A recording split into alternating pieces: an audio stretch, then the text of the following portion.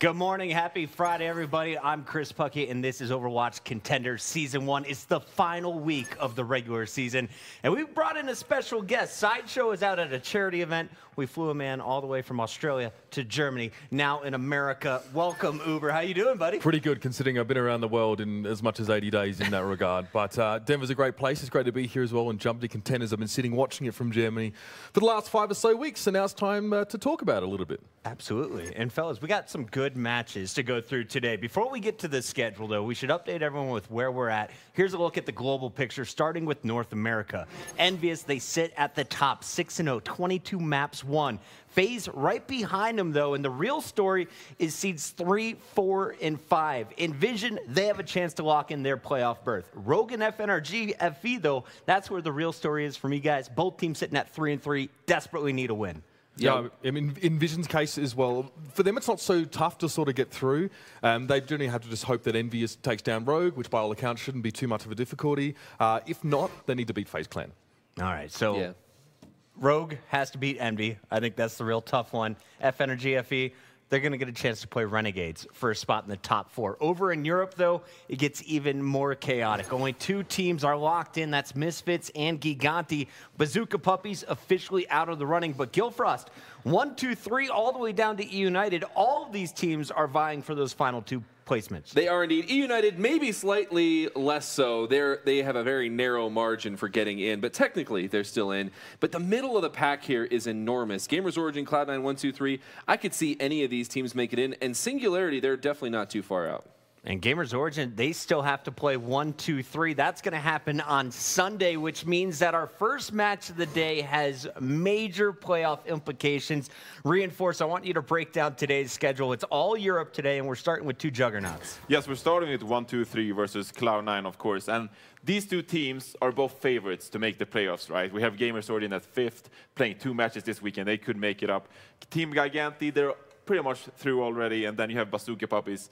Not been the brightest of seasons for them, but they're looking forward to Contenders Season 2, potentially. All right, so Gigantti trying to officially lock up that number 2 seed today. It's their final match against Bazooka Puppies, but let's set up our first match of the day. This is 1, 2, 3. This is Cloud9. Both teams have taken different roads to finish at 3 and 2 up to this point in total map count. And I want to start here with the 1, 2, 3 squad. This is a team that really staffed up in the offseason. They brought in Halfacool, they brought in Finzi, and when you look at the 6-man roster, they have some serious stars on this team. I know you've been a big fan of their DPS players. I have indeed, both of them, but I mean Snillo especially coming into this one.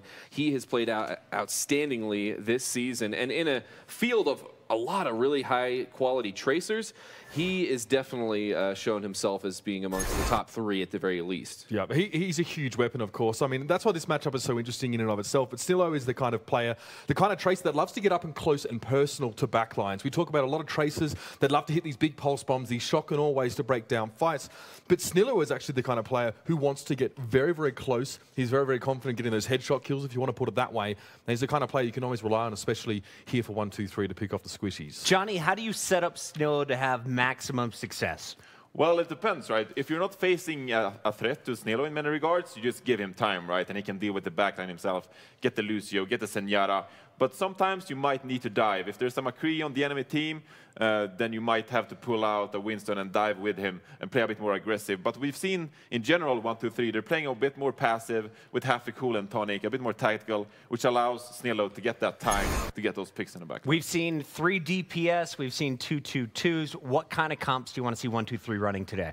Triple tank, maybe? What do I know? They have Finzi on Zarya, Halfacool deal. He wants to see it, but he's probably not going to see it. You're not feeling the triple tank today? No, I mean, these guys play a good 2-2-2, but them and their opponents actually are 2 of the only teams that really love to play triple DPS now. Over both regions, these 2 teams are probably the only 2 that are really still holding on to that on a few of these maps. Well, we might see how the meta develops as well. We've seen a lot of Junkrat, a lot of McCree, a lot of Reinhardt, etc. So both of these teams shining with the Winstons, but now we're moving more into a Reinhardt meta, so we don't really know what to expect. Let's take a look here at our second team. This is Cloud9, and of course, Nevix and Mikey A have been taking over the DPS role. Space and Malzasa running the tanks with Gray and Neptuno on the support. When you look at this team, who's your favorite player to watch? Well, if we're watching Snillo on the other side, we have to watch Mikey A. Snillo, for instance, second in kills per 10. Mikey A right behind him in third. And actually, Mikey A, he actually has fewer first deaths. So he's able to stay alive a little bit longer, and he's not responsible for dying first in quite as many fights. But on that note, these two players, Snillo and Mikey A, actually have about the same first kill percentage. But like I said before, Snillo has twice the headshot kill percentage than Mikey A. So Mikey A is the kind of player that wants to capitalize on damage that's already been done. He doesn't necessarily want to be the tip of the spear, and he also pads a lot of those kills out with getting big pulse bomb finishes. Is there an ideal Tracer play style? Which one would you prefer to have on your team, Reinforced? Well, it depends on the play style of the team. We've seen teams do different kind of styles. Envious with Effect, of course, always hitting the back line. But then we've seen McGravy with Envision pretty much focusing the tanks. And you need to find a good medium, right? If you have a passive tank, then you might want to be a bit more passive, focused on the enemy tanks, etc. But if you have a really aggressive Winston, then you need to dive with him, because he's not going to be the one necessarily being the best passive player. All right, well, speaking of the Winstons, I'd love to look here at a player comparison. We've been highlighting Tonic from 1-2-3 since the very first week of competition. On the other side, we got Malzasa, who had a rough start, but he seems to be really finding his role on this squad and having success as a Winston. Look, let's break down these numbers. Which one should we focus on first? Yeah, I mean, with this, we talk about Cloud9 changing things up, and now Malzasa's feeling a lot more comfortable in his role. But if you look across the board, these are two very similar tanks and teams when it comes to playstyle. They're playing primarily Winston, only bringing out Reinhardt very few times. And you can even see here the kill contribution. 19.7%, 17.6% for each of them. That's first and second, respectively, for all Winstons across the board in EU. And that just means they are the ones diving in first and getting those kills. Yeah, these are, like, as you can see by the stats, two hardcore Winston aficionados. These guys don't like to flex off onto that Reinhardt too much. We see it sometimes from C9 and a few other teams that play it on Numbani last point to try and give a little bit of extra control. And the throws are in there, like a lot of Koreans started actually doing a while back. But what's more interesting about these two players' stats is how they use the Primal Rage. There's actually quite a significant difference in the percentage of kills gained with Primal Rage, and Tonic much more prefers to use it to frag, whereas Malzasa very much likes to control space and actually store on the payload. He's got about 10 to 15% less kill percentage with that Primal Rage. All right, we have the pro tank at the end of the desk. I want to ask you about this Primal Rage. So when we see the two play styles, do you prefer an engaging Winston like we're seeing from 1-2-3, or do you prefer to see a more passive defending Winston? Well, I'm an aggressive Winston, right? So when I've been at events in the past, been playing, I like to use one aggressively, hitting the back line, and also baiting out support ultimates. That's maybe why we see, for example, Musasa with less kills on the Primal Rage, because he likes to go in, pop the Primal Rage, of course, and then maybe get a Transcendence out, get a Sound Barrier out, and then quickly retreat. And suddenly you're at an ultimate advantage, of course. So there's different ways to use it, but I think I prefer Tonic's way. You prefer Tonic's way. Yeah. All right, we're going to get to predictions, but before we kick this off, I want to remind everyone just how big of a match this is. Both teams sitting at 3-2. You assume you get 4 wins out of your 7 matches, you got a good chance of going to the playoffs. The next matches we're going to see 1-2-3 play is against Gamers Origin. Tough matchup there. On the other side, Cloud9, they get a chance to go up against Singularity, who is second to last in our rankings. Maybe a little bit easier of a road for them. What started off, though, this is 1-2-3, Cloud9. First prediction coming in right now. First prediction. This one was a tough one. This is one of the more tough ones this weekend.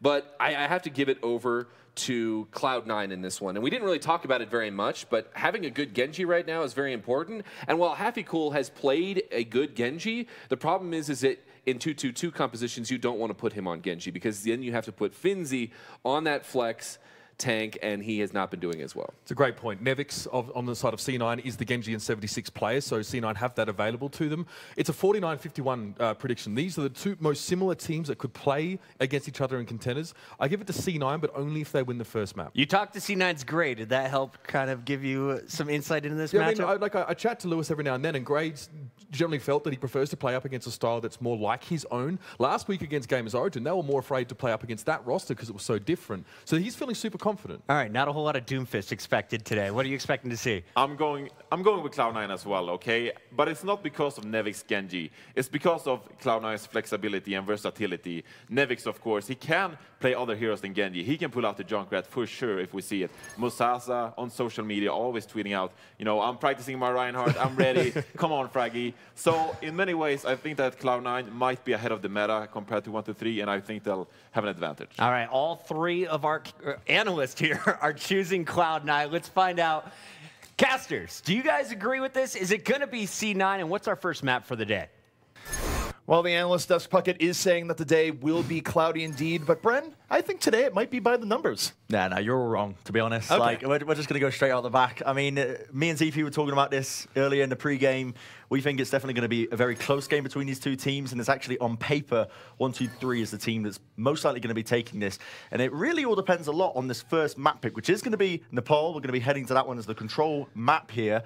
But ZP, what's your opinion on this then with Cloud9's sort of effect and what they do with these control point maps? Well, when you look at how C9 has been winning the series that have gone down so far, they've needed to win on control, period. Where ever since week 1, after they changed their roster, they have been undefeated here on these control maps. And if you take a look at the series wins they've had, they've really kind of struggled as they go to assault and escort later on. So this is a very key map here for C9. They have to defend their home turf. For more than just one reason here, Bren, too, because if 1-2-3 was able to, say, sweep this and go 4-0, that would actually assure them a playoff spot. Oh, yeah, absolutely. I mean, coming into this, a playoff spot just secured straight off the back of this one map, that's like the dream, I think, for a lot of these teams now. Yes, we're in a final week, and it's getting very close to it. There's a lot of teams that already do have the playoff spot secured, but, I mean, this is one less thing to worry about realistically now coming into this. But as we stand, we do have a quick reset now. We will be heading into the game fairly shortly. You don't have to look at us for much longer, I guarantee you. But Nepal is a map. And what's your opinion here then, ZP, coming into this? Which team do you feel like is going to be strongest on this one particular control map? Because Nepal is quite interesting in that you can run sort of these Reinhardt tank-based compositions, but I don't feel like we're going to be seeing that at all. Both these teams like to run the dive much more than they do the Reinhardt compositions. Well, both Tonic and Mauzasa, they're at home running the Winston, and you do have a interesting disparity between how they run it, where Mauzasa, C9 tends to be very all-in with their dives, where they just go straight in. Tonic, he more dances in and around the battlefield, so I really feel like these fights are going to be decided here rather quickly early on, where either C9's going to dive in, get 1 or 2 kills, and snowball from there. But if the fight lasts for a while without one side getting a kill, I think there's a very good chance that you see 1-2-3 win the longer sustained game here versus C9. So it'll be interesting. I think the first engagement here will tell us a lot. Yeah, and in a lot of ways, both these teams are very close in terms of the compositions they like to use, in terms of their hero flexibility, you know. But as we now roll out, we're going to see them clash head-on here on this first section here of Nepal. We go into Village, and already they're going to be trying to put in the damage block. It's a bit of it for the time being, and again, just poking and prodding. This is a 1-2-3 play style. They don't really like to get things off or get things going too quickly, but Cloud9, they leap into the fray. And you see C9 being the aggressors. 1-2-3 more willing to work back, and Mikey gets Snillo early on. That is huge, especially with what we know of these two tracers. Now 1-2-3, they have to fight their way out of a hole. They're outgunned, and the C9 dive here, Bren, has worked out very well so far. Yeah, straight off the back of that, Mikey getting the initial pick-off is pretty much all you need. As soon as Snillo is taken out of the equation, when you lack your tracer player, you lose a lot of initiation and a lot of capabilities to get those picks off. So realistically, Cloud9 then, they do take the point. They're going to be taking the high ground for the time being now.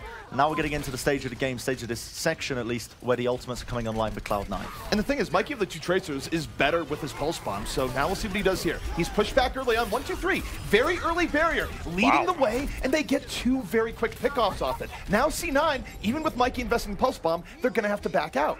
Yeah, super impressive stuff there by 1-2-3 to just utilize that soundbar, I guess. Getting it so early as well. Denia building it up in a very rapid fashion allows them to just take the subsequent team fight. Cloud9, I don't think, anticipated that at all. They weren't ready for the fact that they were going to have that defensive support available to them. But now Cloud9, it should be their fight to win. They've got a lot of ults online, including the Dragon Blade, the Primal Rage, and we all know what Mozaza can do with those Primal Rages. You know, the Analyst desk was talking about it for quite some time. You know, he is going to be quite aggressive, quite stally with it.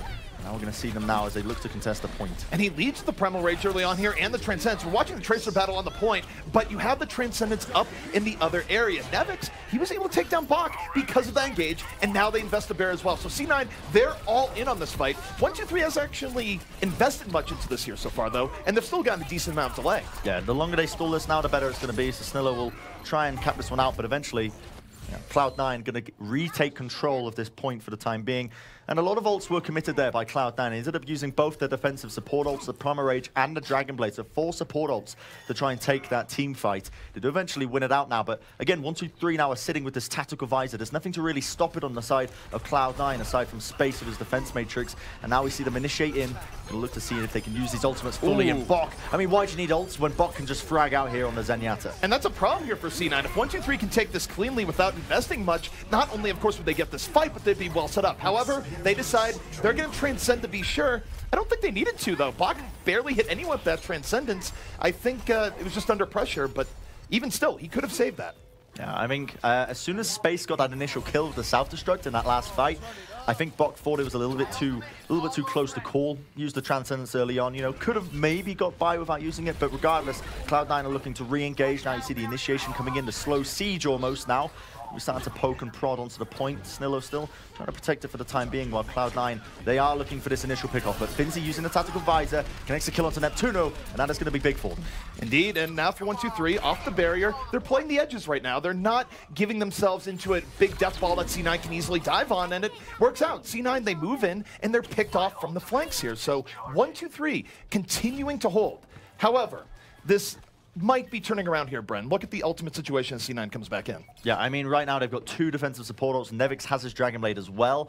1-2-3, they've got nothing to defend against any offensive ults but it's out of Cloud9. So depends how they do it. Pulse Bomb will actually find a kill onto Nevix there by Snillo. Just caught onto the edge of the bubble there. That's pretty impressive stuff. Self-destruct as well. 1-2-3. They get 2 initial picks off.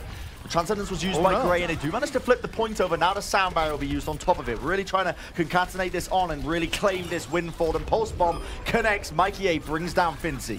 Mikey A might be bringing him down, but C9 is still in a rough spot right now. They had to invest the barrier. The one part that's leading in their favor right now is that they were able to flip the point despite losing the early part of that fight. However, now they're getting picked apart. You see Space taken down, not able to remech. Snillo working round and around right now on the point, laying in the damage, and though C9 is trying to fight and stall, this is simply not working in their favor right now. Yeah, Cloud9 are just losing so many players for the time being. Plus one sent out by Snillo, won't connect. Meanwhile, Mikey A answers back into the back lines, but he is instantly taken out again. And look at this, it is just clean up. The cap goes the way of 1-2-3 here in the overtime for this first round on the village. A self-destruct coming out from Space just to basically try and stall this one out as best as he possibly can. But at this stage, it is going to be the 1-2-3 show, just the stragglers rolling in, and they're going to be claiming this first round here on the pole. A little bit of stall coming out from Michael Adams towards the end, but Finzi, he has been mopping up, he's been cleaning up, throwing all sorts of members of C9 into the garbage. One thing to note here, Bren, is that remember what we talked about with Control. C9, they haven't lost a Control map since week 1. Yeah. This is the map they need to win to get the series win and most of their series wins. 1-2-3 has already put them in a very uncomfortable position. One more round, ZP, that's all they need to win this first map. And like you mentioned before, you know, Cloud9, as soon as they get this first Control map, it's looking much more good, you know, much better for them, I should say, in terms of the grand scheme of things when it comes to winning out this series. But right now they've got their backs against the wall. 1-2-3 and put them in this position. And composition-wise, not going to be switching anything up. Still sticking with the dive on either side. Finzi on the Soldier 76 and Nevix on the Genji. Question is, what are Cloud9 going to do to turn this one around? Because I feel like their passive sort of, the strong dive that they were running, where they just sort of all commit onto the back lines, doesn't quite work against the passive, methodical game plan of 1-2-3. It does work out early on points, but oh no, Malzasa a little bit too deep. Half-Cool was just protecting his back line, takes him down at the end of his Zen, and now 1-2-3, plenty of room to work with. There's not going to be much pressure on Snillo as he goes to the back, looking for Gray. Forced back, and yet pressure is still coming in, and he gets his man. Yeah, it just literally tickles him with the little pellets there from across the map. finding the kill off the back of it. It's going to be traded out quite evenly, but 1, 2, 3 are going to be in control of the point, all off the back of that initial kill from HappyCool. And again, it's the counter dive coming out from them. HappyCool peeling for the supports, which is saving them in this scenario. And as you can see, already with the point in their control, you know, Cloud9 can attempt to try and retake it with this all-out aggressive dive composition that they're trying to run here. They're really trying to put all of their eggs in one basket. But again, 1, 2, 3, just far too superior, trying to work and figuring out this composition, and they are succeeding at it. They're really just sort of clocking them when they try and go in with these dives. And the thing is, for C9, their win condition here is that when they do commit heavily on these dives, they need to get 1 kill immediately. They're not really that great at backing out a fight like 1, 2, 3 is, so longer fights always serve to help 1, 2, 3. Now C9, they're rolling into the point here once more. A few people coming out the left flank, but now the Transcendence is into 1, 2, 3. This is going to keep them healthy, and now both teams, Bren, very likely just be chaining support ultimates in this beginning. Yeah, Snellow's just completely unchecked as it stands. Both the soundbar is going to be used by both these teams, and HappyCool, he finds Neptuno. The self-destruct comes over. Fincy's own little tactical visor will do enough cleanup now for 1, 2, 3 to definitely be securing this one out. And Cloud9, look at the amount of ultimates they committed for that fight, and they still have not come out on top. They used absolutely everything. The Dragon Blade, the Primal Rage, and both the defensive support ults, and still 1, 2, 3 are in control. The big thing there is that was an ultimate showdown. That could have been a huge swing in the game, and now C9, they're stuck with only 30% left to go, and really, they don't have anything to really work with as they come back in. The other thing is that Finzy's been way better claimed than Nevix, but Bren, this next fight is underway. Yeah, Tonic has the Primal Rage, and look at this. He's just trying to stall them out to the best of his ability. The point starts to get played for the time being. Again, this passive, patient play. Very tactical, just waiting for the right opportunities. HappyCool eating a bit of damage, might get desuited, but his team is there. Now the self-destruct gets sent out by Cloud9, looking to equal it out, but nobody is checking Tonic. He leaps into the back lines, brings down Gray with that Primal Rage, and now he's hunting for more. And we know how many kills Tonic gets with Primal Rage. He is absolutely fine with hunting people on the outskirts. And now C9 in a lot of trouble. They're down 2 players here early on. They cannot go away from the point. But the tank play of 1, 2, 3 zoning them out. Here comes the barrier. And 1, 2, 3 on the verge of taking away C9's best map type. And here you have it, ladies and gentlemen. The overtime ticks down. They are going to be winning map number 1 here in this series against them. And I got to say, I mean, personally, ZP, I'm not particularly surprised. I think both of us sort of fought on paper, you know, 1, 2, 3 are going to be a bit of the much more superior team when it comes to these matchups. You know, HappyCool's stats grossly outweigh Space's in a lot of ways, including the first kill, which we saw in that second round. You know, HappyCool was the first person to get that initial kill. Well, the thing is, between the two divas, when you take a look at their gameplay, both in what we've seen with their eyes and what we've seen in the stats, HappyCool sits back to protect his team a lot more than Space does. Yep. Space relies more on just getting in the face of his opponents.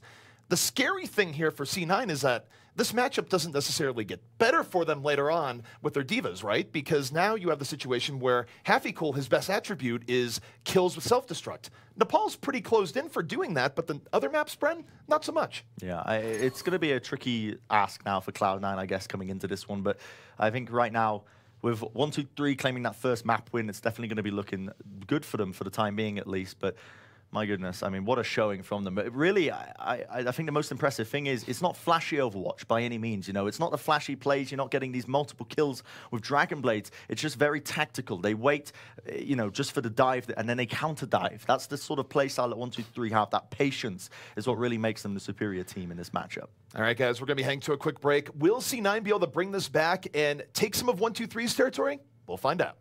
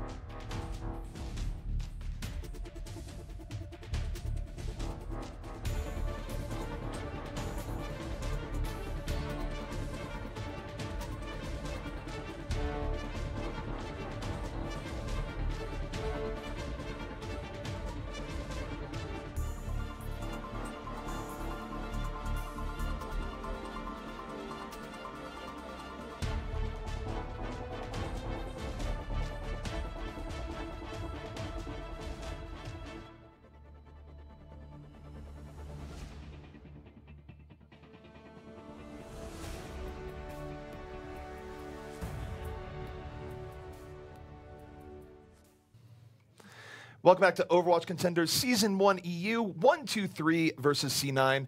A match, Bren, that is very important for playoff implications as both these teams are 3-2 heading into this, but 1-2-3, they've struck first.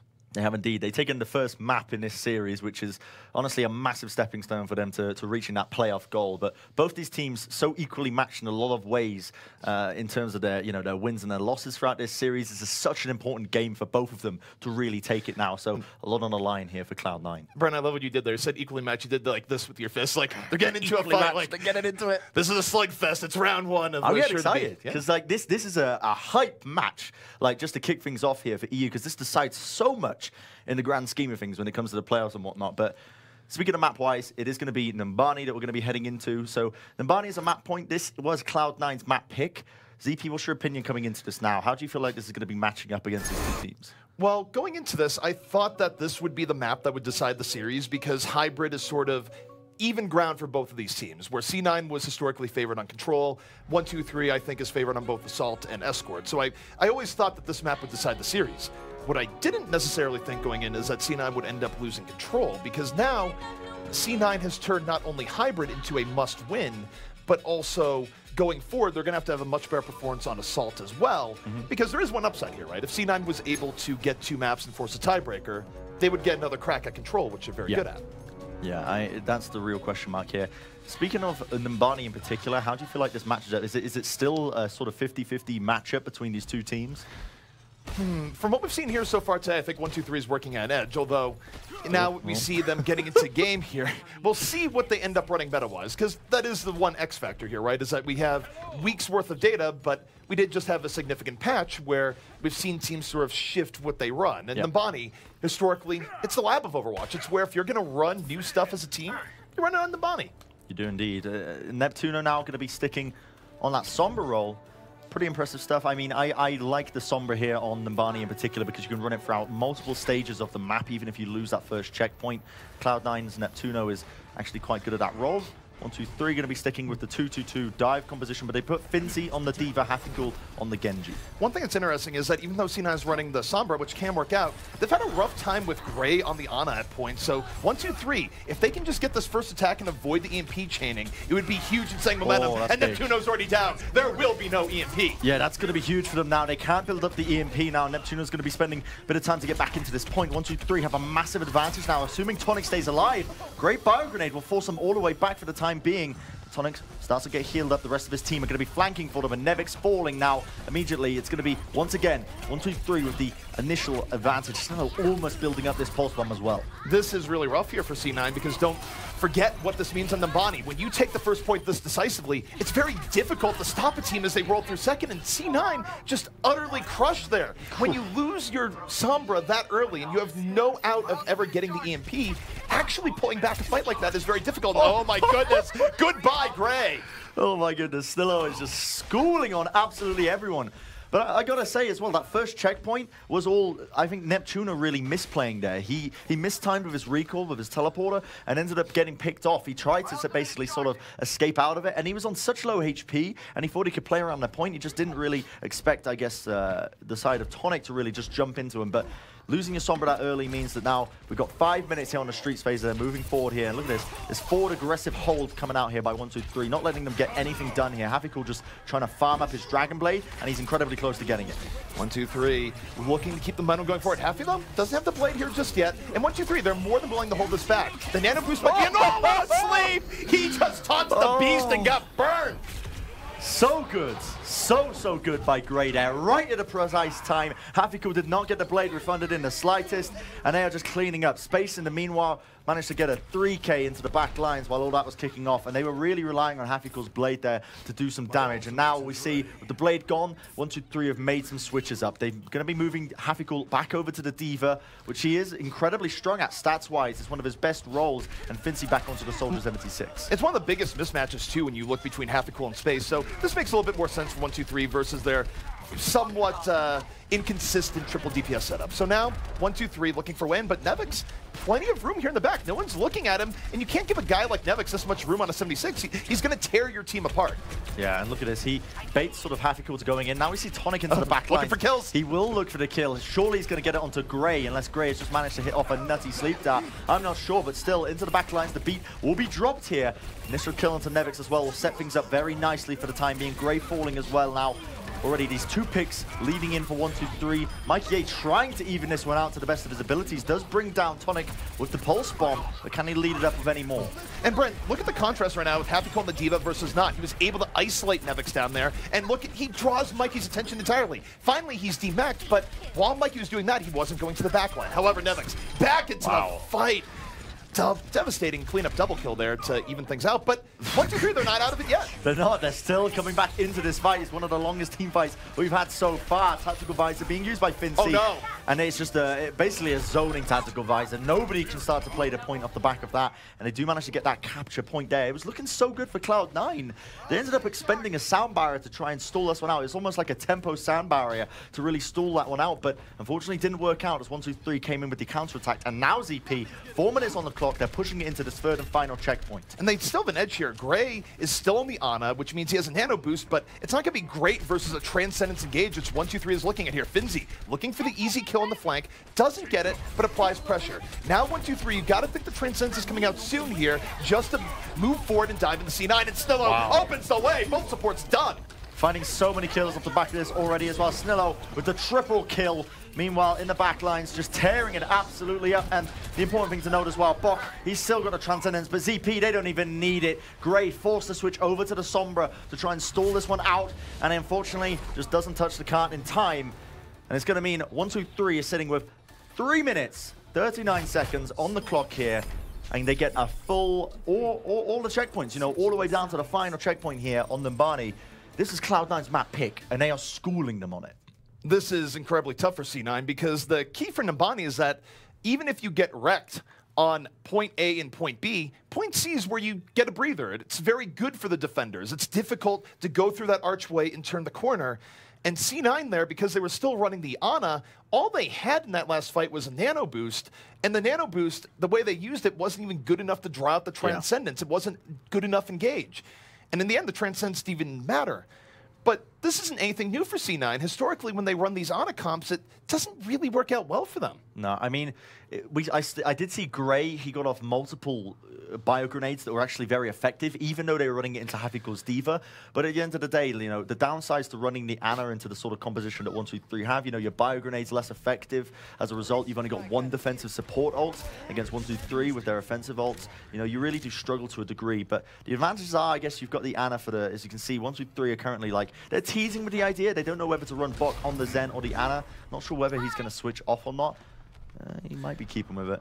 Well, here's what we're going to be seeing here from C9 that has historically been very, very successful from them. It's their one support setup. Yeah, where they love this. They just love overwhelming here in the beginning. They used to run a Doomfist with it, but now they're just going to put Gray in the 76, where he's been comfortable and has had fairly good moments on it. However, we're in the final week right now, Bren. Yeah. If 1-2-3 has done any scouting at all, shouldn't you expect this multiple DPS setup with only 1 support? They should know that this is coming right now. And the danger zone here for Cloud9 is, because you're not running Gray on like the Doomfist anymore with the recent nerfs he's received, essentially Gray, I imagine he's going to be trying to take up the high ground on the left-hand flank, but that can work completely against them because 1-2-3, they love to put Tonic, they love to put Happycool both up there and wait for the peel. So if he gets shut down early, this push could be ending almost immediately. But right now, Cloud9, again, not wasting any time. They've immediately started to take sort of the high ground and the main positioning. But look at that, Gray. He gets picked off. That was the win condition I was talking about.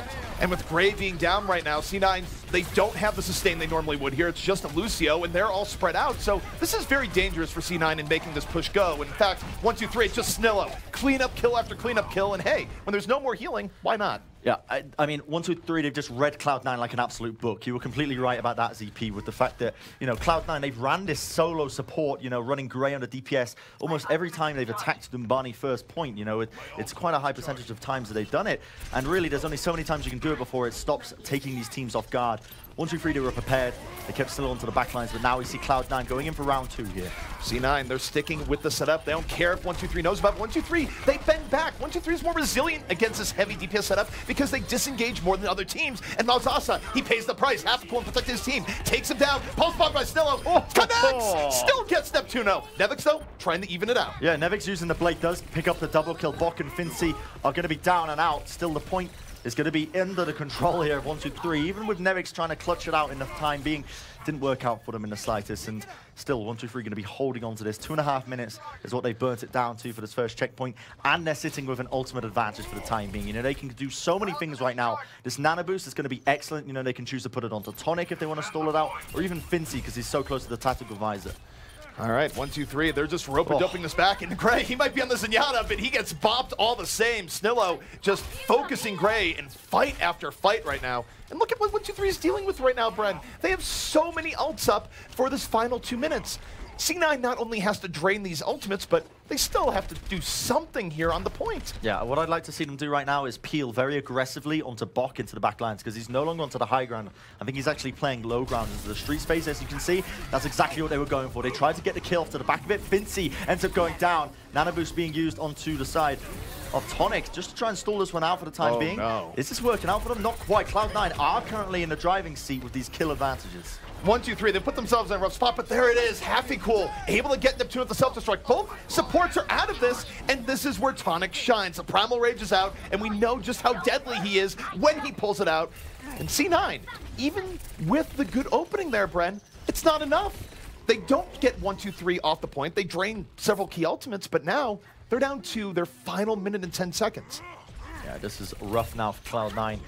Only pretty much one defensive support ult available to them. You know, by the time, you know, this fight kicks off, maybe Gray will have it, but they're going to be opting to use the sound barrier pretty early on here. We see the pulse bomb being sent out by Snow. Doesn't quite find it. Now Nevix with the blade. This could be the turnaround for them already. Brings down Fincy, and off the back of that, his team are finding all the kills. Already a 3-man advantage for the time being. They are going to be able to get this first tick initially. Happy Cool trying to stall it out along with Snillo. Bok falling as well. This could be good for them, and I think Cloud9 should be now on the edge of taking this point. They need DMX space if they want any hope of bringing this back, because Finzy can come in with the tac visor, but Space, he's still very much alive. You can't pop a raw tac visor into that. You have to wait for him to go down, and the respawns from 1, 2, 3 just mowed down one after another. C9, they will start into Streets phase here, Bren, but man, did it take them a lot of time. Oh yeah, it took them a hell of a lot of time. I mean, now they've only got 2.5 minutes roughly to push through the Streets phase and get that second checkpoint, whereas, you know, look at the time bank that sort of 1, 2, 3 are looking for. They've got a minute on top of the fact that they've already completed the point. However, if Gray keeps picking up kills like that onto Snillo getting aggressive onto the back lines, you know, if he keeps finding these entry picks, it could be good for him, but we see Gray using the Transcendence now to lead this fight in. And meanwhile, Mikey just rolling into the back line, secret agent Michael Adams, and even though he's not getting a kill here, he's drawing the 76's attention as the front line of 1, 2, 3 is utterly decimated. C9 now, Bren, getting some very well-needed momentum as they move in the Streets phase. And look at this. They used Barrier Blade to break point A. They're going to have Barrier Blade again here to potentially put point B over the top. Yeah, kind of crazy sort of ult economy coming out by Cloud9. The fact that they're building it up so rapidly. A lot of this off the back of Gray getting these initial kills onto Snillo when Snillo's getting aggressive. And look at this now. We see 1, 2, 3. They're in a bit of a poor position because they don't have the defensive position to try and re-engage. So they're forced to go and sort of hard commit. But Marzase, he moves into the back, has a Primal Rage as well. Tactical visor used by Fincy, but he's going to get controlled up now by the Primal Raging Monkey of Mozaza.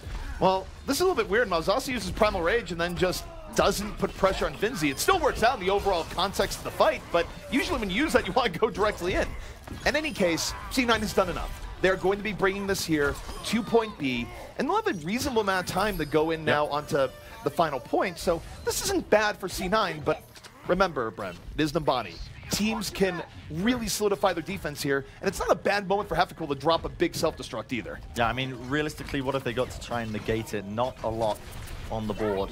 1, 2, 3, very close to both their defensive support ults with the Zenyatta and the Sound Barrier as well, respectively. So, Hefficool, he finds the initial kill onto Mikey A with his team fight. That one pick-off, that's big enough for you to just completely commit all of your pieces. And look at C9, they have to back up, and not just back up a little bit, back up a lot. That's how much you have to commit when you go underneath this underpass. It's why that defenses here oftentimes hold on point C. However, C9, if they want to take this map, they can't be held back, Bren. They need to make this attack successful, and they are running out of time. Final 2 minutes.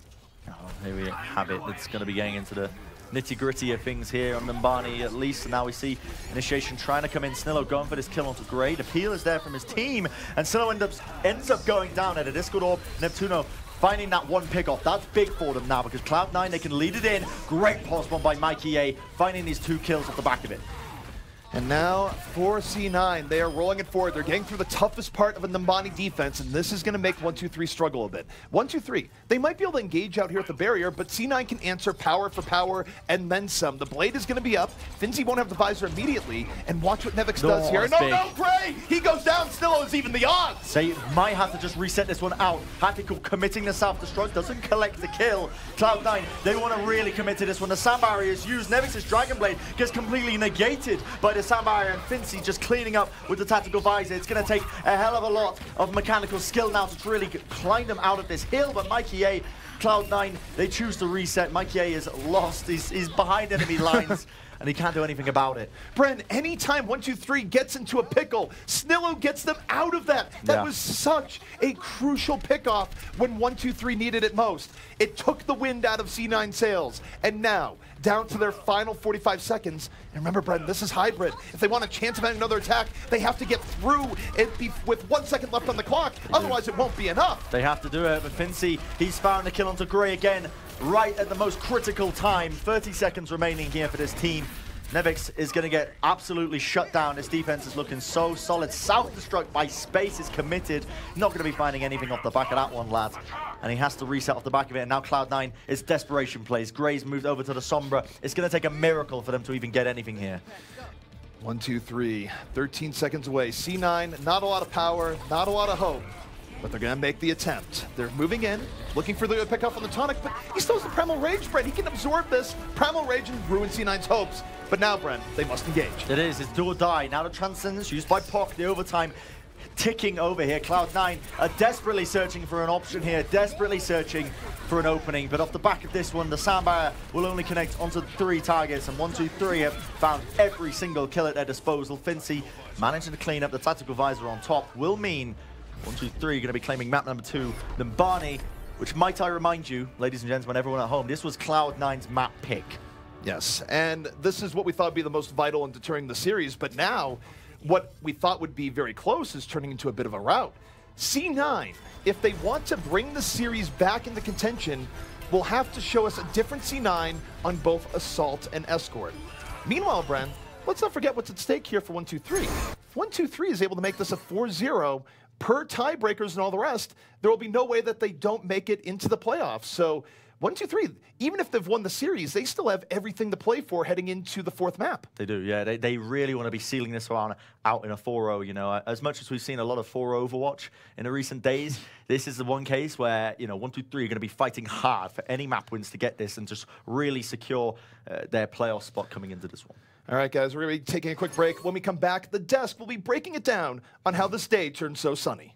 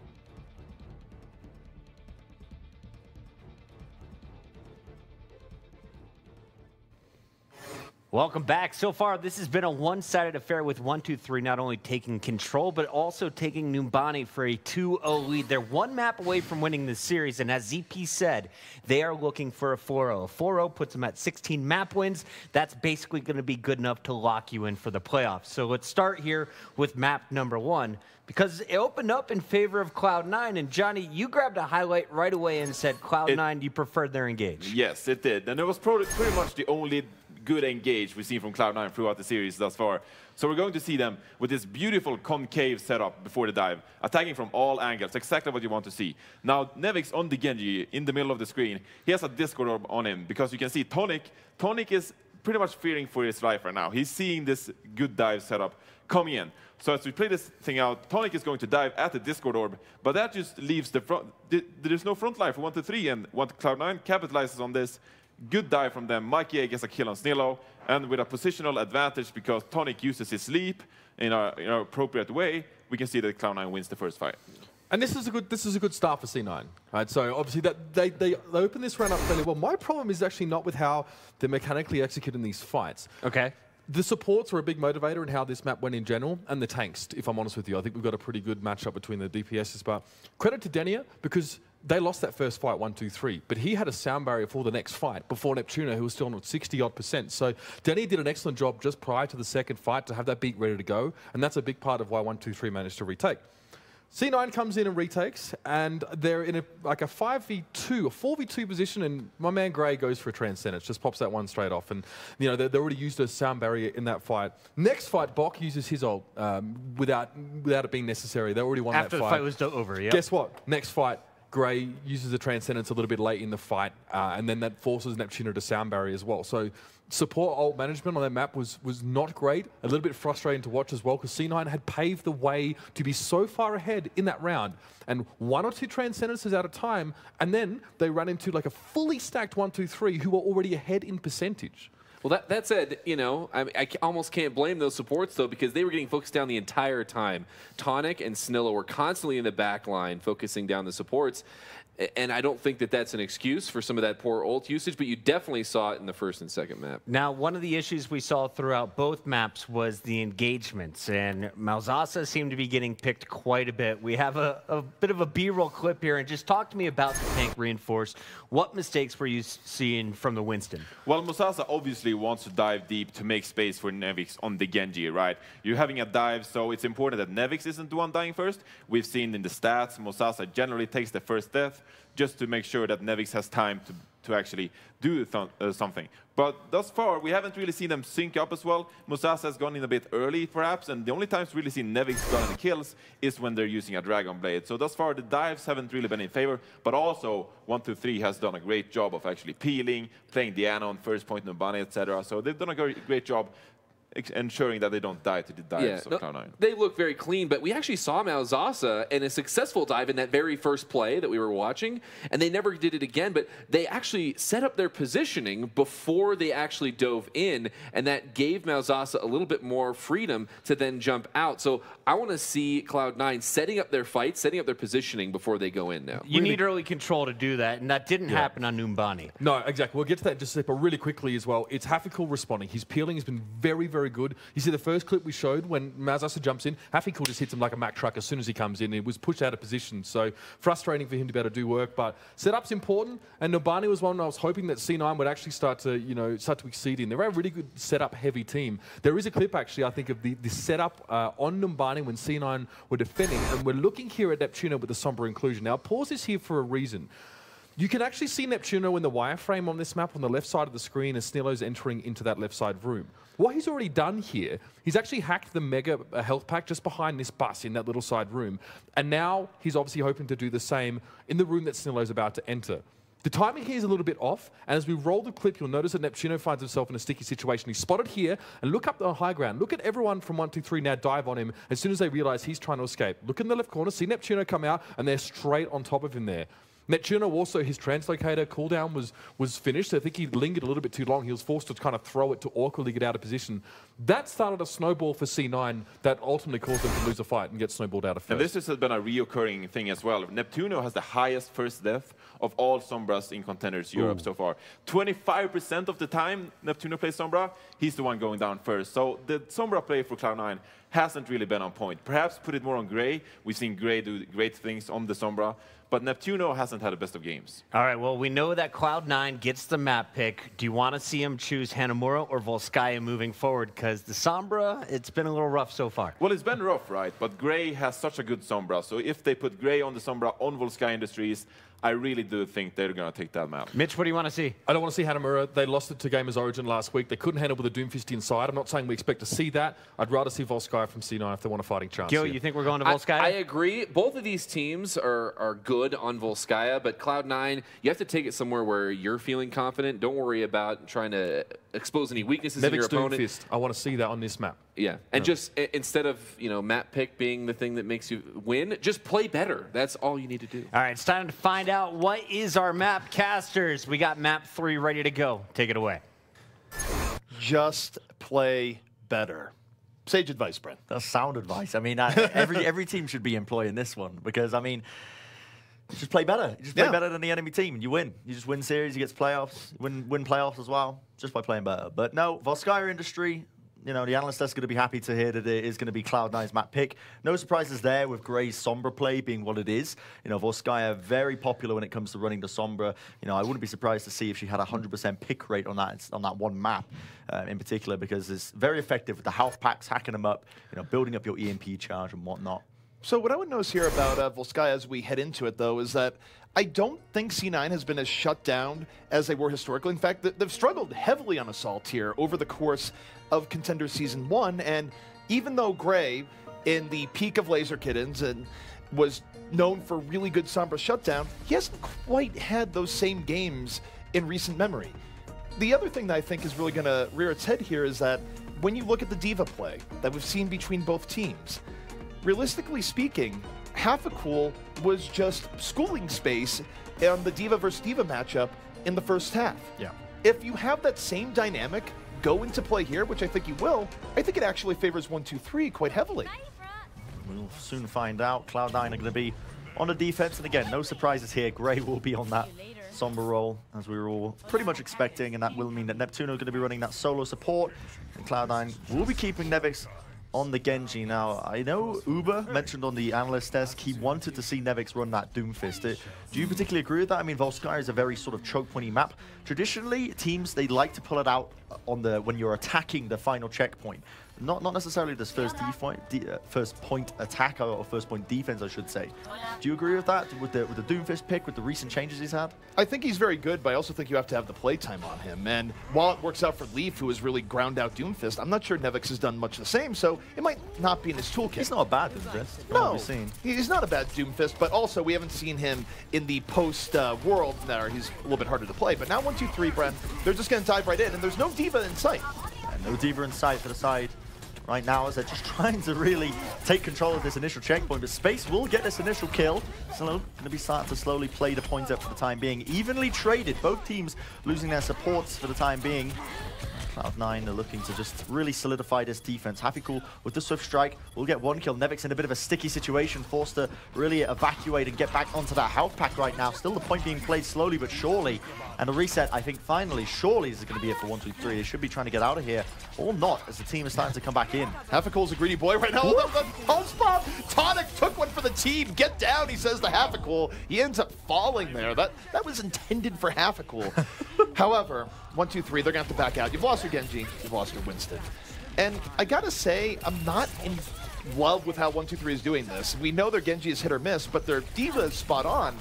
I guess we'll see when Half-a-Cool brings out the blade, but they're just going for constant pressure, Bren. No resets in sight. Yeah, I don't know if I agree with this as well, because normally you see teams, they like to take control of the health pack rooms that are being hacked up, but right now, 1-2-3 are just slamming bodies into the point. They're going to be using every single ult at their disposal almost. Sound Barrier and the Nano is going to be used. HappyCool finally going to be coming out on top. He has built up the blade, but Nevix using his own will strike back into the back line. He's going to be finding equal trades for the time being. HappyCool with the reflex, not quite going to be connecting onto that pulse bomb, but Mikey A was the help of Space will bring him down.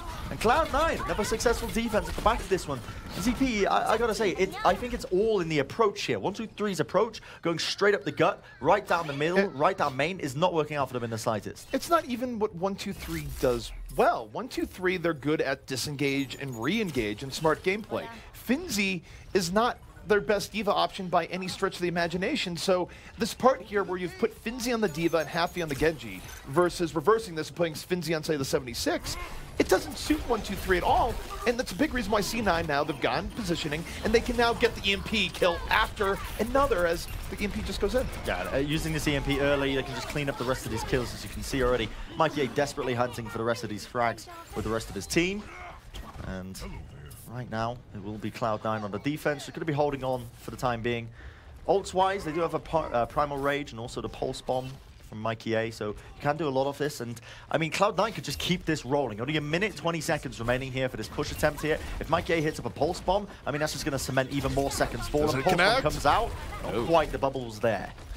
All right, 1-2-3 right now, under pressure, going up this right side, and C9, this is where they excel. They dive directly in. They don't give 1-2-3 time to disengage, because how do you disengage when you're in a hallway like that? 1-2-3 is not showing any of the control that they normally have here. And now, Bren, here's the thing. They're putting all their hopes and dreams on Half-a-Cool's next Nanoblade. That's it. Yep. It comes down to this Nanoblade from Half-a-Cool, and he is hit or miss. When he's hit, it's very strong, but this is a rough hand they have to play here for your final 35 seconds on Volskaya. How many times, though, do we see, like, when it's these final moments, you know, the teams, they've got their back to the wall, how many times do they just clinch this one out? And 1-2-3, they've got to do it here and now. As they see, they're going to be initiating him for the time being. It's going to be not too many ults being used for the time being. In fact, just playing it quite passively, but now we see the attempt onto the back lines, trying to bring down Neptuno. He has the sound barrier, though. Does he opt to use it? Not quite. He just gets it off in the nick of time. Excellent sound barrier coming up by Neptuno to try and stall this one out, but will it be enough? Well, they put the nano boost on the tonic here early on. He makes some space, and speaking of space, he's out of the fight here early on. Nevix slicing the blade, not getting much here to begin with, and Half-a-Cool. If he could get healed up here, Bren, he still has the blade. The barrier, that's going to be what he's looking for, and now the blade is underway. 1-2-3, not out of it here just yet, but they still have ways to go as Half-a-Cool gets nothing! Yeah, nothing with that blade! Neptuno booped him back at the precise moment he needed to. Mikey A desperately trying to hold on to this for the rest of his team. He gets the kill onto Denny. The pulse bomb might not have stuck, but he's definitely doing the damage right now. The bubble laid down, but Tonic, it's pretty much over for this guy. The bio grenade will connect onto him, keeping him alive for the time being. This is a great attempt by 1-2-3 into the overtime. The more picks they get here, ZP, the better it's going to look for them. Exactly, because now for C9, they're throwing good money after bad in a sense. As long as 1-2-3 stays on the point, they should be able to pull this forward, and now it could be anyone's game. Although Mikey, he's trying so insanely hard right now, Bren. He's done so much work, but it's Mikey against the world, and he might be Welsh's gift to esports, but 1-2-3, they're going to give themselves another 4 minutes. My goodness. I mean, right now, you had a bit of a Brennism there, ZP, calling it the Welshes. Wales. Yes. Bren. Wales' gift to esports. We've bonded. Yeah, you spend way too much time around me, to be honest, to be coming out with phrases like that. We're rubbing You're normally off on quite well spoken, but no, I'm getting these bad habits into you, you know. Yes. We're going to turn this around, but this is a momentum currently just being slammed into them right now. We see 1-2-3, they make a switch up. Half-a-Cool going to the far of all roles, but it will be the Primal Rage being used by Mazasa very aggressively, brings down Bok. Gray follows it up as well with the kill to Half-a-Cool, and it will mean that they have to reset this fight out. This is still perplexing to me. 1-2-3, they barely got out of the fire on first. And to me, a lot of it is that they're not playing to their strengths right now, where when they don't have Half-a-Cool and the D.Va, it just feels like they're a much weaker team. They don't have the control they normally have. They have to play more C9's game, which is dive right in your face. And more importantly here, if you don't have decent ability to disengage, you're giving Gray what he wants for his engages with the EMPs. So we'll see if this works out, but C9 is in a good position, and there's the EMP. Yeah, they play it pretty early on, and Will Finzi, I mean, he finds the kill onto Neptuno. That's no sound barrier for this fight. That could be actually pretty massive now. As we lead it in, the kills flowing in for them. Nevix, though, he's going to bring down Half-a-Cool straight up into the sky there. Slow to reset the recall, post bomb right in the nick of time. Might bring down Finzi. Finzi very weak for the time being. Now the standby by Cloud9 as Neptuno, he's come into the fight late, and they should be able to win it off the back of that one. Very clutch, though.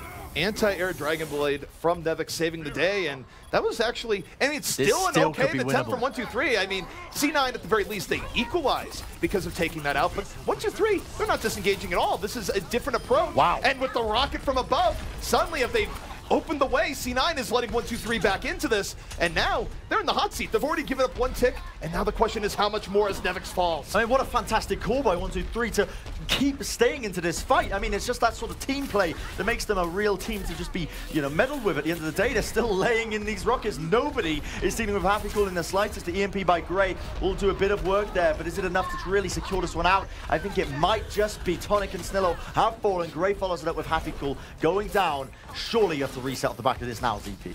You would think, as Finzi right now is moving to the side, just going to take a trip down to the lower levels of Volskaya. Whew. That was close, though. It was, and I think the problem there for C9 and how that fight started is that Finzi opened up with the self-destruct, right? And even though Gray used the EMP, the self-destruct was so scary to C9, they backed out. Yeah. They weren't able to capitalize on the EMP, so essentially they traded out self-destruct for an EMP, which is super favorable. And now going to this next fight, Gray hasn't been able to build up an EMP. I think they weren't able to use the health packs as much as they want to, and now 1-2-3, they engage. What in God's green earth is happening here? The barrage used pretty early on. I don't think Cloud9 were expecting that in the slightest, but Nevix tries to equalize it out, does pick up both the supports, but not before falling to Happy Cool once again. Now we see them moving into the fray. Snillo with the kills rolling in for them. So much cap time, 90% and counting here. ZP, the EMP is a desperation play, but will it be enough here? Oh, so close, only a single percentage left. And there we have it. 1-2-3 will manage to get both checkpoints here on Volskaya on this initial attack with just a few seconds to spare. Definitely not the cleanest game we've seen out of 1-2-3. Very arguably still not playing to their strengths. And yet, they were able to find a way through in the end, and that was also a tough fight to begin with there too, where yes, they opened with the barrage, but they also lost people on early on there, Bren, and normally a defense is able to sort of leverage that to their advantage. Yeah, I mean, 1-2-3, the thing that I was most impressed with, but they did turn it around, I think, on that second checkpoint in particular. The call was made to stay into that team fight when I think a good majority of teams, you know, in this tournament in general, across the board in Overwatch, would not have made that call. They wouldn't have been confident enough that they could re-win out that fight, even though they were sitting with a player disadvantage, but they played it incredibly well. Both their supports were still alive. They were peeling very effectively for the backlines, only focusing the fights that they knew they could win. And off the back of that, they brought a hell of a lot of tick time off the board. I think it was about 78% was what they gained from it. And I mean, it really just sort of goes to show, you know, the sort of game plan that 1-2-3 play, this sort of style, you know, very much are confident in their own abilities to turn around these team fights where other teams are not. All right, well, this is an interesting defense coming out here from 1-2-3, where if we thought we'd be seeing Hafikul perhaps go back to the Diva, not going to happen here. Finzi on the Diva instead, and they're running a very divey defense for using a Sombra here. They're not going to be able to bend back and give the Sombra time as you would if you were running, say, a 76. Yeah. So this early engagement, I think, is actually quite a bit of an edge to C9. However, whenever you're going against first point Sombra, you have to be a little bit decisive, because if you give her time to get an EMP, that's where things can really turn against you. So one thing I'll be interested to see here is Cloud9's approach to trying to deal with the Sombra here, because we saw 1-2-3, they almost got full held, basically trying to go down the gut every single time. Most teams, they like to take the right-hand approach, and we might see that here by Cloud9 because they've done it before in the past. And what they do is, the sort of game plan here, just to generally explain it, is they go up this right-hand side here, they try and get through with no casualties. You know, the defense matrix being used, as you can see, by Space, eating up all this damage. But now, no, they choose to counter-engage because they recognize there was an opening there with the bio grenade. And look at 1-2-3, they're still able to disengage, but I don't know if it's going to be good enough. They lose Snillo as part of that dive, but the rest of them, they are able to heal up. So this disengage out of a bad situation has worked out here so far. You take a look at the flow of the battle here. 1-2-3 is going to be back up to full HP, and Snillo, given the fact that he was the one that fell, Bren, he's going to be back in here soon as well. So there's the EMP that bought enough time. So much time and so much damage being laid into them with no kills as has meant it is a very early EMP indeed, and already 2 kills off the back of it. Mikey and Gray are going to be falling here. Nevix desperately trying to basically secure this for his team as he lays into the Helix rockets, but damage not quite enough to really bring them over to the tipping point. Still, Happy Cool just about surviving with that Dragon Blade as well. This could be critical now. The sound barrier is going to be used by Cloud9, and Happy Cool, that's go time for him because he wants to lead it in with the Blade. The Blade on the way in. 1 kill here so far. Not even sure if they needed the Blade per se, but hey, why not be sure? Although Nevix, he's on his own solo mission. Rambo in the back. But all legends must fall. Bok has already built up another EMP. This is absolutely crazy stuff. 1, 2, 3. Even though Denia did fall pretty late into that fight, he is playing Lucio. You know, Lucio can just bounce off the walls, get back into the fight in a very rapid fashion. It's not the worst case in the world. 1, 2, 3 now, they can use a lot of ults at their disposal to try and take this, but Cloud9 are going to be going for the sort of tempo play. EMP used in the backline, however. And the good thing here for 1, 2, 3, generally speaking, is that they're running something really divey. They can fall off the EMPs, and though that was not the cleanest of fall-throughs, it's still enough. They immediately force the issue with this divey defense, and it's going to be forcing C9 back. However, C9 have done enough damage that Mikey doesn't have to immediately get out of this. He can still poke, look for weakness, and maybe drop a pulse bomb to make the next fight a little bit easier for C9. ZP, the question remains, I mean, look how close this game is between them. 2 minutes. That's all Cloud9 have. And they resorted, I mean, Gray, he switched onto the Sombra, switched back to the Ana. You know, Cloud9, they're chopping and changing. They're changing their minds quite often. 1, 2, 3 still sitting with this ultimate advantage right now. Fincy and Tonic with these ultimates, they can stall us out for quite some time, as we see now Cloud9 are going to be going for the initial approach that I thought they were going to be starting to go for. They take control of this Mega Half-Pack room, and then they poke and prod for weaknesses. They might have just found one. They might have indeed. Mozasa just pushing people back. Excellent cleave coming in. C9 pushed out at the right time, but look at the equalizer. Tonic now, his Primal Rage is in. He's able to get Neptuno, and suddenly the backline of C9 just thumped by Tonic. Vital pickoffs there by the side of 1, 2, 3 with those ultimates. Tonic and Fincy there with the self-destruct, with the Primal Rage, finding both the supports, taking them out of the equation. Cloud9, they had no sustain available to them to take that fight any further. So very intelligent team play there to basically sacrifice the backlines. And look, Bok again has this EMP available to them, and I mean, there's a minute left. That's enough for 2 pushes here for Cloud9. It's all going to be how these ultimates are executed, because Cloud9, they do have a bit to work with. The question is now, this is the danger zone. EMP Deadly. Right in there. There's the EMP. It sets the stage. 1, 2, 3. Can they dive and fall through? Tonic's right there. Gray out of the fight immediately. The healing isn't going to be there for C9 anymore, and they just can't do anything to sustain on the point. They're thrown off. Mikey, of course, freelancing, looking for anything, but they're down in numbers. They can't take a straight-up fight here, but they don't have the need to get early kills. Nevix cut down! Happy Cool, turning up, brings down the ulting Soldier 76 before he could get off that tactical visor. Might have just secured a lifeline for his team right now. I mean, there was questions raised about this guy's Genji gameplay, but he's about to show everyone why they were completely wrong here. Goes straight into the fray. Nevix down and out with the respawns. The final few seconds remaining here. And Cloud9 might have just been full held here. Indeed they have. Volskaya Industries is going to be going to 1, 2, 3. And with that, they claim the series. There was a lot of ways I thought this map would have played out. Not the way that we actually saw. Crazy. Because realistically speaking, we didn't see 1, 2, 3 play to their strengths, and it almost bit them. It almost bit them really hard because they were close to getting full health. But now with the power of hindsight here, Bren, we realize that it wouldn't have mattered if they got full health because they took the gamble where they did run the Sombra dive defense, which means you can't really poke and your dive is weaker early on. But the benefit that you end up getting from that is that, well, when you do have the EMP, your dive and falling through the EMP is generally much stronger than if you're running something that is more holding back. I mean, the turning point in that game, realistically, when it was 1, 2, 3 on the defense and they were running the Sombra, was the fact that Cloud9 took so long and they weren't actually getting any kills, just allowing Bok to build up the EMP. As soon as you can snowball that first EMP, that's all it takes to really get a full hold going. And I mean, at the end of the day, 1, 2, 3, like you said, interesting game because neither side really playing to their strengths, but in the end, it was 1, 2, 3 who ended up claiming the series, but still 1 more map to go as it stands. All right, guys, we're going to take a quick break. When we come back, map 4 will be underway, and it's important because 1, 2, 3, they could book their ticket to the playoffs right now.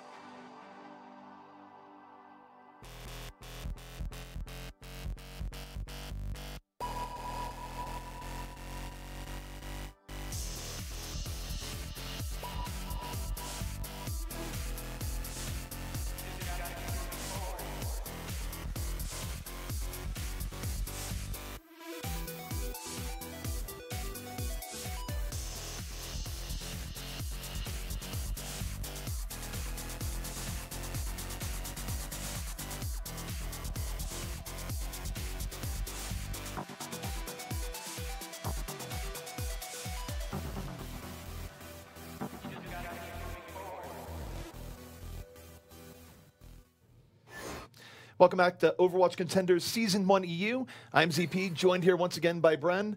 And Bren, 1, 2, 3. They've won the series, but they might not be done yet. No, not yet at all, to be honest, because like you mentioned before, in the first map, before we even started, 1, 2, 3, they're going to be going for that 4-0. That's what they're really looking for, because that will secure their playoff spot, later on, only in a couple of weeks, ZP, Burbank, that's the place to be. There's going to be a bit of a LAN finals kicking off, with both NA and EU Overwatch Contenders at the new arena that's recently been opened up. So, a lot to play for this team, but also for Cloud9, because that's the important thing to note. They're still going to be fighting hard right now for this map win, because it does matter. Cloud9, they still have a shot at the playoffs here, but they need to be winning Gibraltar out. So the interesting thing here is that you take a look at both these teams and their performance on final maps, particularly Gibraltar. Neither team has really covered themselves in glory, and technically, if you go by the stats, there is a slight edge here, the 1, 2, 3, but I don't really know what to expect here. I know that C9, they've been full held multiple times on first, which is not a good leading indicator for Gibraltar. But 1, 2, 3, the way they play and the way they engage hasn't really been suited to Gibraltar style either, because you look at their engages, right? They tend to go in and out, they take their time, but you have to be a little bit decisive on Gibraltar. You have to find your moment and strike, so this is going to be interesting to say the least. Yeah, I mean, all the times that we've seen Cloud9 get full hold on the first checkpoint of Gibraltar, at least, has always been when they've been running triple DPS, sort of triple offensive heroes on the attack. And that's the real problem, I feel like, is when they don't run the D.Va, when they don't run space on the D.Va. But in this case, at least, Cloud9 are going to be starting on the defense. So change of pace. And interesting to note here, Gray, is he going to be sticking with this? I mean, also Mozaza, I imagine, is going to be switching to the Winston, because Ryan just, again, that makes no sense to me on Gibraltar, at least. Far too much high ground to be giving up the Winston role. He's far too powerful. But Gray on the Sombra, this could work. Gray is a very capable Sombra player. A lot of health packs for you to hack up under the car wash section. Here in the server room, as you can see, there's a mega health pack right there. Cloud9, are they going to be going for the full hold here? Is that their game plan? Well, I think they have to, because the downside, the dark side to this strategy is that if you lose the first fight, trying to re-establish dominance in the second point with the Sombra can be very difficult from what we've seen. So C9, they are all in to an extent on this first hold, because Bren, if they don't get it, it could get very ugly very fast for them. And 1, 2, 3, they're just going to slowly move this forward. Yeah, I mean, Cloud9 playing a very passive defensive position for the time being, and so he's camping, he's waiting, but while he's camping and waiting, it's going to be Mikey A. He gets the initial kill onto Bok here, starting to try and play this low ground, not working in the favor of 1, 2, 3 in the slightest for the time being. Already 3 picks off the back of it, make it 4 as Mikey is happy to just clean these players up. And Snello, meanwhile, while all that was kicking off, he was waiting in the back lines, waiting for Gray to relocate, and again, it just didn't work for them. Cloud9 realized they could take that fight 6v5, capitalized off it very effectively, and now Gray is 50% up to his EMP. I'd say the only good part about that for 1-2-3 is that C9 was barely damaged, so there's not as much for Gray to get EMP charge off of. And in an alternate universe, he might actually have EMP right now if 1-2-3 did a little bit better in that team fight. But now 1-2-3, they're going straight up the gut. They're getting cleaved down, though. A nice engage by C9 here to start this out. But there's the classic 1-2-3 disengage, and Tonic is still alive. Yeah, Bok gave the beatdown to Mikey A there. I don't know if they were expecting that too well, but now here comes the EMP. Cloud9 really needs to be cleaning this one up here. Happy Cool will get desuited out of the mech for the time being. Now they initiate into the back lines. A lot of ults being popped off here. How Zaza ends up using his Primal Rage to really stall this one out for the time being. Tonic very close to his own Primal Rage. Post-bomb.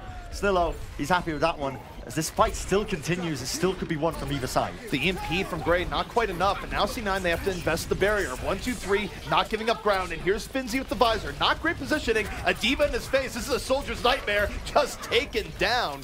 And C9, they might be stabilizing here, Bren, but they have to get on the payload. Well, they're going to try to self-destruct into the air. Won't find the kills because at the end of the day, it doesn't have to. Cloud9 have re-engaged. Mikey A and Marzaza are finding the picks off the back of this one, desperately trying to stall it out. We see Tonic, he used the Primal Rage, but he gets absolutely naught from it.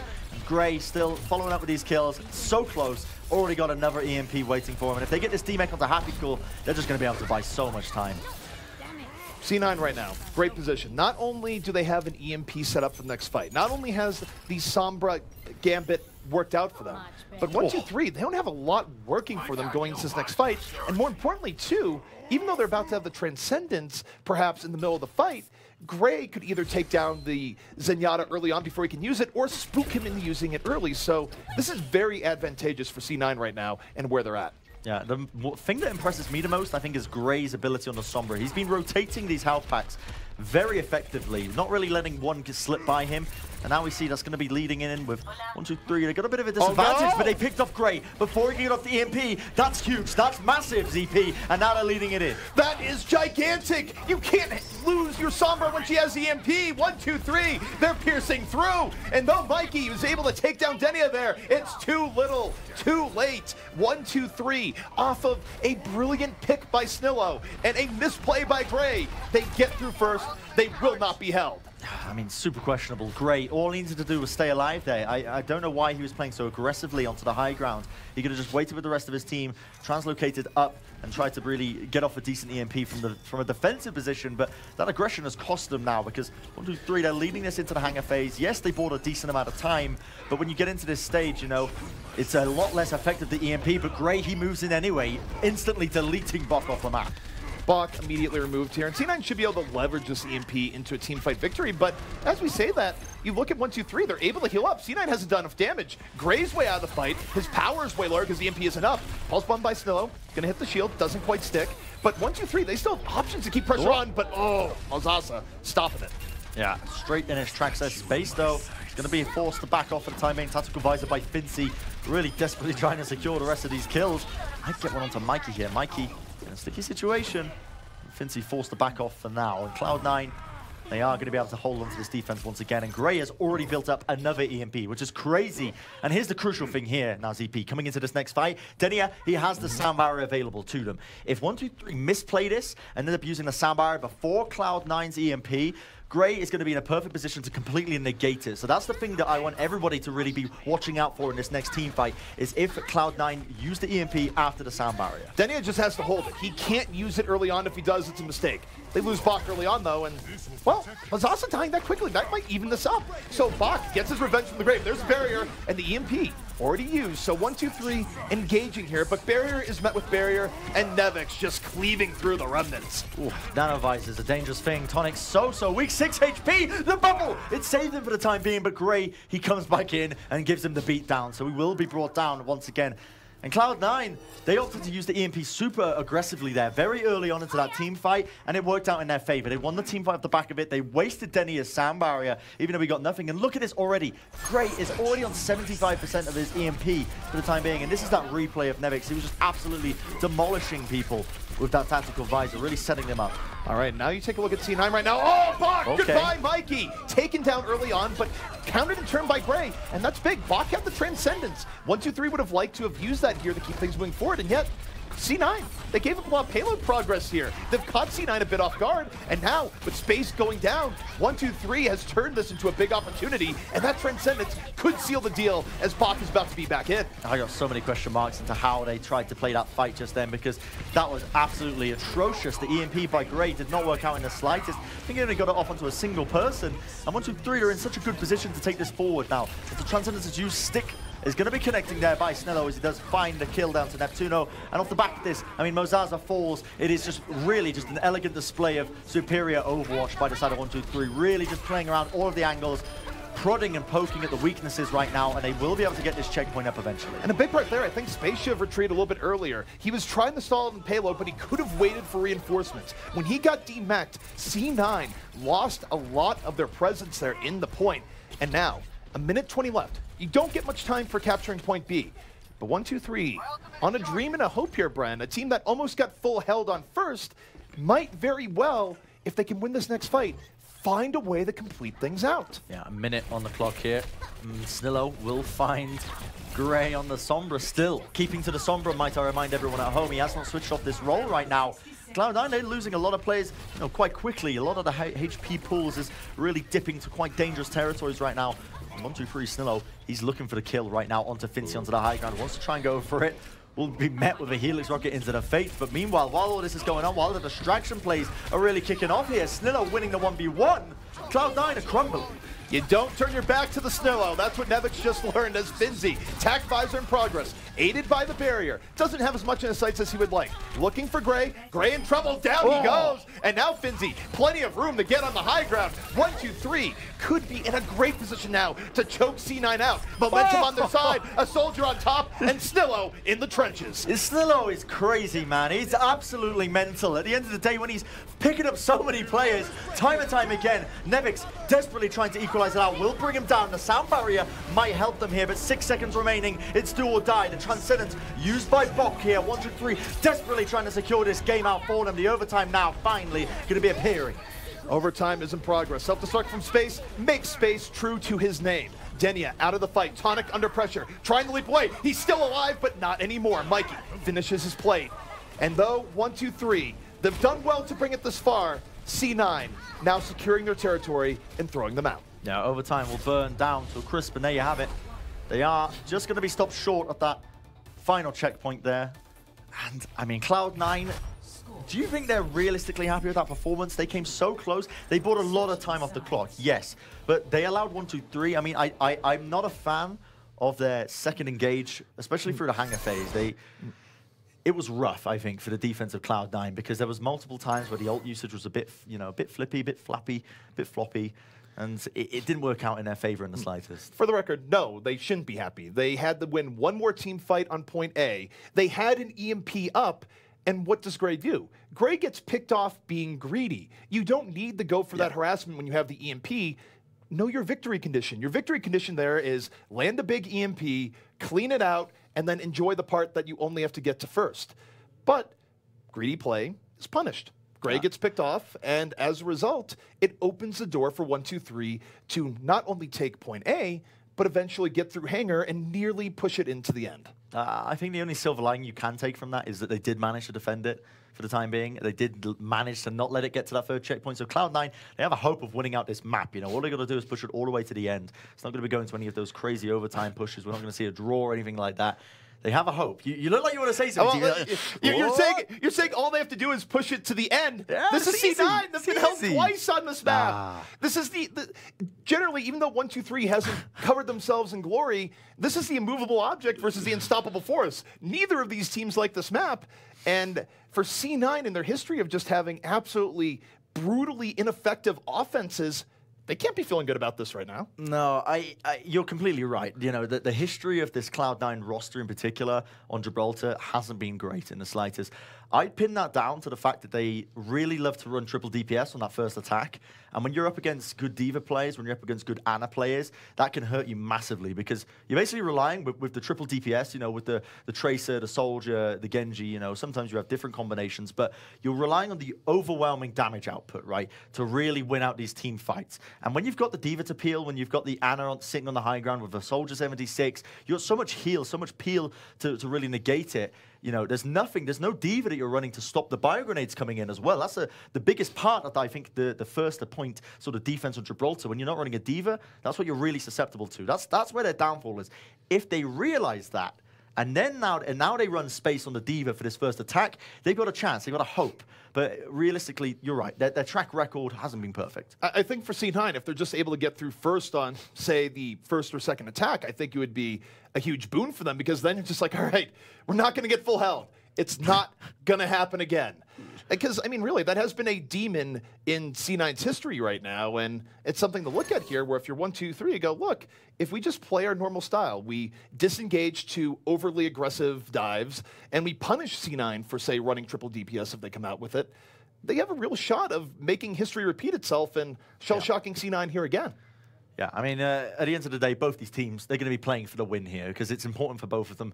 If Cloud9 want to be making it to the playoffs, they need this map win. You know, if 1, 2, 3 want to really secure their playoffs, they need this map win as well. I mean, both these teams are going to be playing this out to the bitter end. As you can see on your screen just there, the next matchup, do not go anywhere after this game because we still have plenty more Overwatches. Gigantti versus Bazooka Puppiez. And for the time being, though, we've got this absolute slobber knocker of a game between these two teams. I mean, and we've really talked it to death. It's all going to be based off if Cloud9 end up rolling out with this triple DPS, this triple offensive hero lineup, it might not work out in their favor. 1, 2, 3 have looked above and beyond, and they've looked very strong. One thing I'll be curious to see here is if they use Bok on the Ana or Bok on the Zen. It's looking like they want to use him on the Ana, which you can kind of understand because what that really screams to me is that 1, 2, 3 aren't confident that they're going to full hold Cloud9. They're playing for the long-term game of Gibraltar. They don't want to be switching Bok off the Ana to the Zen and then leading in with the next, you know, into the hangar phase, into the third checkpoint with an ultimate disadvantage. They want to be sticking him onto the Zen. So, you know, if they do lose this first checkpoint, they still got the Transcendence to contest the hangar phase. Well, I also think against C9 with how they've just been historically very overly aggressive in their dives, having a Discord Orb to punish Mauzasa, make it so he doesn't get a beneficial trade and simply dies early on, I think is very good. I mean, C9, there's not a lot of craziness with how they try to approach this. They let Mauzasa lead the way, and if it's triple DPS, which it is, here's the problem. Mauzasa, when he goes down, C9 has no front line. So, really, if you're 1, 2, 3, you take down Mauzasa first, rope-a-dope the rest of the offense, and pick them off at your leisure when they can no longer really control space on the payload. Yeah, I don't know if I agree with this composition by Cloud9. I mean, you guys were listening back home, I'm assuming at least. Hopefully we're not that boring, but you know, we talked to death about how this triple DPS, it can be just punished very effectively. Cloud9 have got to play full frontal aggression. They've got to be going right into the nitty-gritty of this game right now if they want a chance to win this. So far, decent amount of card progress, but no attempt right now for Cloud9 to really commit onto the backlines. C9 right now, they're going in with the flank here on the left side. Mikey working his way into Sir. No! Welcoming committee already there, but while you're looking at Mikey, you're not looking at the front, and that's what C9's going for. A distraction, still so close. Is he gonna fall? He will. A big pickoff here from C9. Will they get the monkey off their back? It's a fantastic entry kill, but is it going to be enough? As you mentioned, they're still looking for these picks off the back of it. Denia equalizes it out. Vinci as well. This defense is looking okay for the time being. And this is the danger you run into when you don't have the Diva, you don't have the defense matrix. Still pushing the cart. You gotta get on the cart. Get on the cart, boys. Okay, dangerously close. Haviko finally realizes, you know, the mistake his team was making there. I'm glad you pointed out, ZP, because I was oblivious to it. But goodness me, that was dangerously close to them just getting the back handed. You just see there, Mikey going, this is okay. I'm okay with this. Please continue fighting in the server room. Oh, my word. They got a decent amount of progress on it. I mean, Mikey, I thought he was looking to try and sneak it in there. He was definitely potting, you know, going for it, poking around that area. But for the time being now, 1, 2, 3.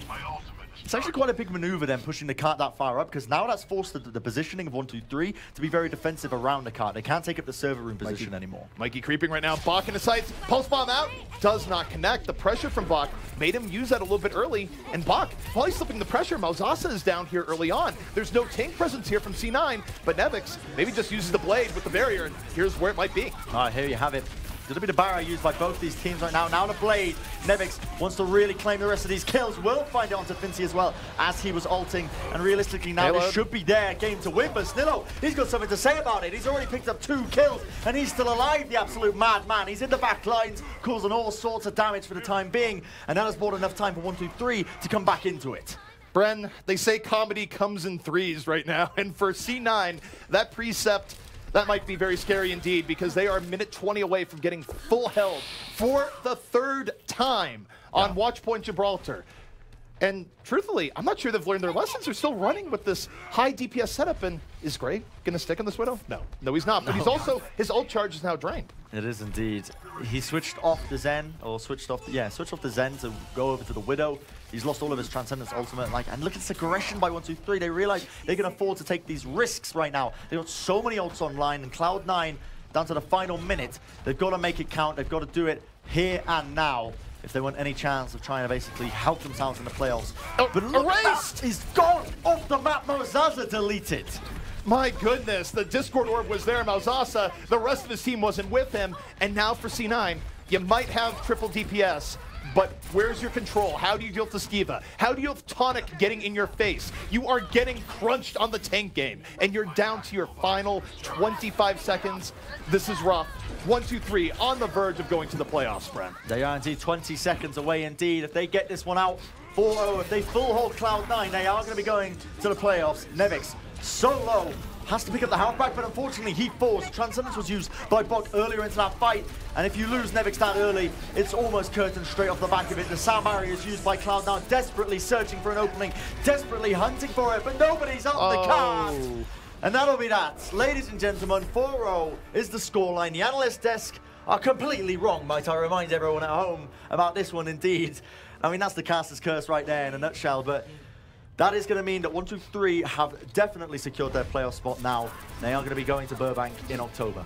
It also means that if C9 is able to get back into the playoffs, which they still have playoff hopes, Say two. you always bring them to Gibraltar. Yeah. They can't get through first. Because it happened once, and you go, okay, maybe this was just a bad run. Happens twice, and you go, you know, it's actually a bit of a trend. Happens 3 times, and you go, you got problems that you need to fix. Yeah, yeah, just a reminder at home, this does not mean Cloud9 are out. I believe they still have a shot at the playoffs now moving into this one. They're not out by any means, but, I mean, God, what a performance by 1, 2, 3. I think across the board, patience, you know, methodical gameplay, good ultimate rotations as well, and really capitalizing on a lot of mistakes. I think Volskaya was the only question mark, but other than that, it's just sublime gameplay all around, you know. All right, well, the talk about 1, 2, 3 securing their playoff berth and what transpired in the series, we're throwing it to the desk. Thank you so much, ZP. This one is done, and we have our winner. It is 1, 2, 3. They take all 4 maps, and that means all 3 of you were dead wrong with your predictions. Mitch, you were frustrated. You came into the green room during map 3, and you just said Cloud9 is off. Cloud9 is off. What was going wrong for them today? I mean, look, we'd already talked about the first couple maps, okay? It was actually a couple of different things that we saw.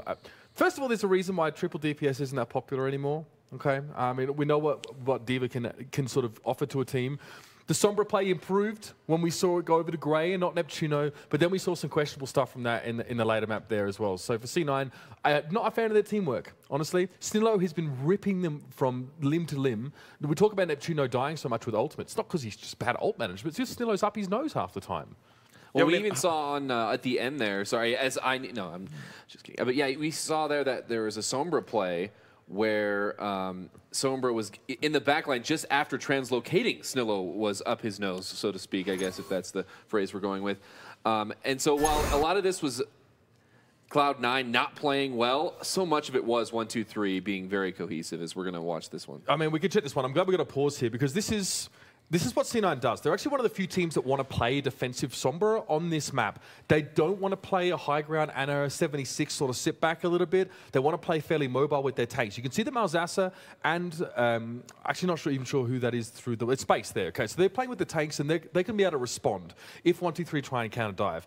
But look at Gray's health already. So it looks like it's been chunked down possibly by Bok or someone similar. He's already down to 48. And again, 1-2-3 are very good at recognizing where there are openings. Gray's going to try and get out of here as we roll the clip, and we'll see exactly what happens. He gets the safety, but guess who was already there to meet him? It's your boy Snillo. Picks him off. Again, C9, they did the same thing in their last outing on this map against Gamers Origin. They overextended after a pretty good start on a Sombra-based defense, and now they're pretty much going to fall to pieces. There's a trance here for Bok. Gray died with that EMP, most importantly, which really hurts.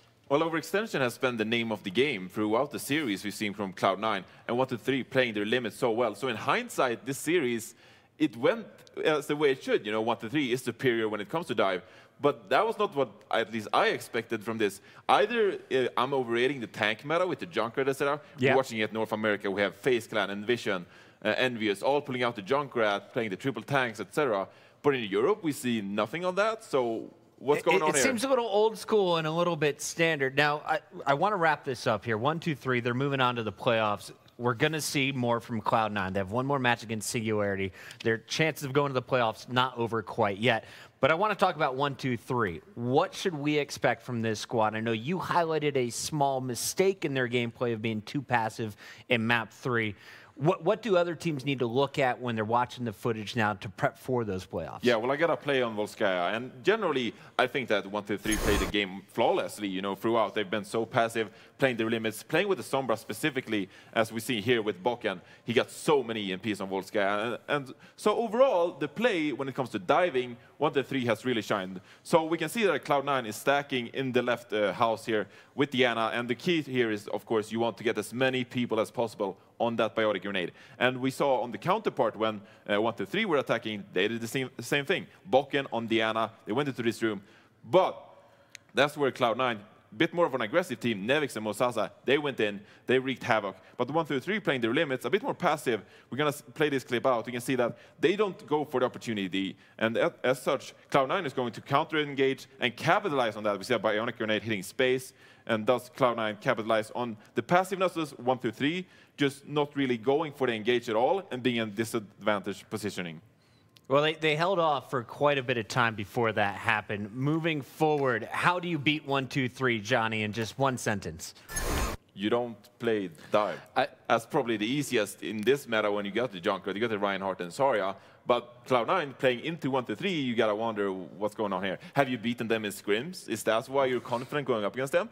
Or do you not want to throw a curveball, perhaps with the Junkrat, making it a bit harder for Snillo to get around the map as much as he is? Fellas, final thoughts on this match? Well, I got to say, 1-2-3, their target selection and plan coming in here to focus down the back line with Snillo, but then also to punish Malzasa. They definitely came in with the better game plan, and they executed crisply. They're going to be someone to watch going into the playoffs. Mitch, what's the most impressive part of this team? Of C9? Of 1-2-3. I have to say, it's been Hafikul's response to the dives that they're receiving. His peeling's been very, very good. And when we see him switch off Diva, we see Finzi play it. It's like apples and oranges. So I want to see Hafi on a lot of different heroes, but the Diva has been stellar from him today. 1-2-3 still has one more match, and it's against Gamers Origin, one of our other teams that is vying for the final playoff spot. That matchup is still to come later in the weekend, but when we return, we're going to the final match of the day. It's Gigantti who has the #2 seed going up against Bazooka Puppies. We'll be right back. There was questions raised about this guy's gameplay, but he's about to show everyone why they're completely wrong here. Goes straight into the brain, Mendez down and out. Final gun for it. They kept the question just yet. And 1-2-3, they're more than going to hold this back. The Animals he just touched the piece and got burned. Space just basically try and stall him out as best as he possibly can.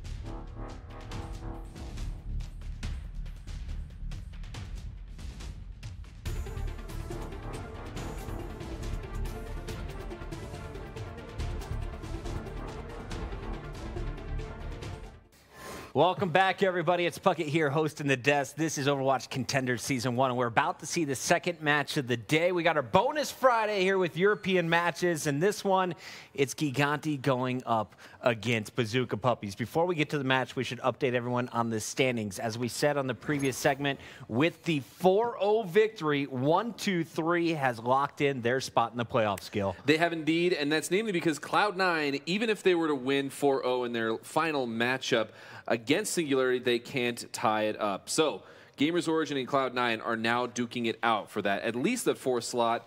Gamers Origin could potentially get a little closer. And 1-2-3 can play spoiler for Gamers Origin. That will be their next matchup. So best of luck to our red squad. Leaf and the boys running the Doomfist later in the weekend. But for now, we got to get ready for this one. It's the Finns of Gigantti going up against the mixed roster of Bazooka Puppies. And I want to start here with the Finnish lineup. Gigantti has impressed us since the very beginning. Johnny, you talked to me about the talent last week on the team in the form of the tanks. We've highlighted Davin. We've highlighted Linkser.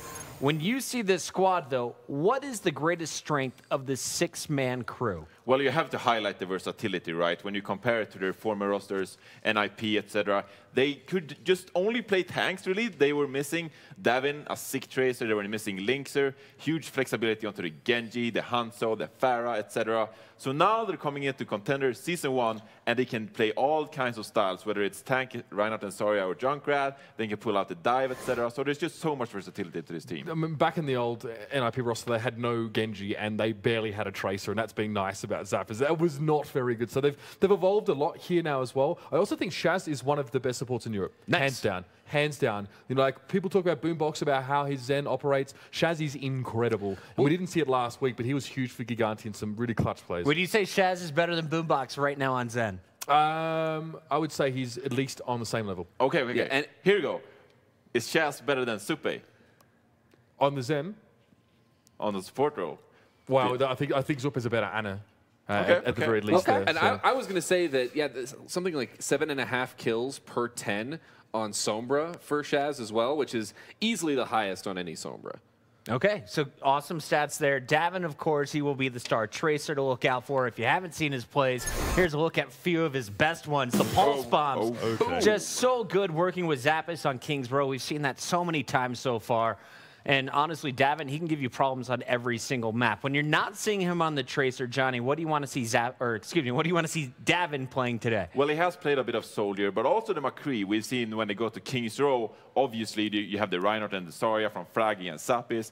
But then Davin has preferred to play the McCree a bit more up front, I would say, rather than flanking around as tracer. So I'm looking out for the McCrees, because we've been missing McCrees for a time in the meta, but they're coming back, and Davin is a great one. All right, so that's our Gigantti squad. Look out for Zappos, the flex player. He's going to be pulling out the Zarya, hopefully, for us later today, as the Reinhardt will come out from Fraggy. Yes. But honestly, it's going to be Linkser. It's going to be Davin, the 2 DPS players to look out for. On the other side, though, what is the bright light for Bazooka Puppies? Because this is the one squad that has been bombed out 6 times, going on their 7th now against our number 2 seed. I mean, the best thing about this roster is that there is no relegation in Contender Season 2. So, you know, that's a shining light. You're in for next one. I was going to say the shining light for this squad over the course of the season has been sharp. And now you may be wondering why I'm bringing up someone who's not on the roster.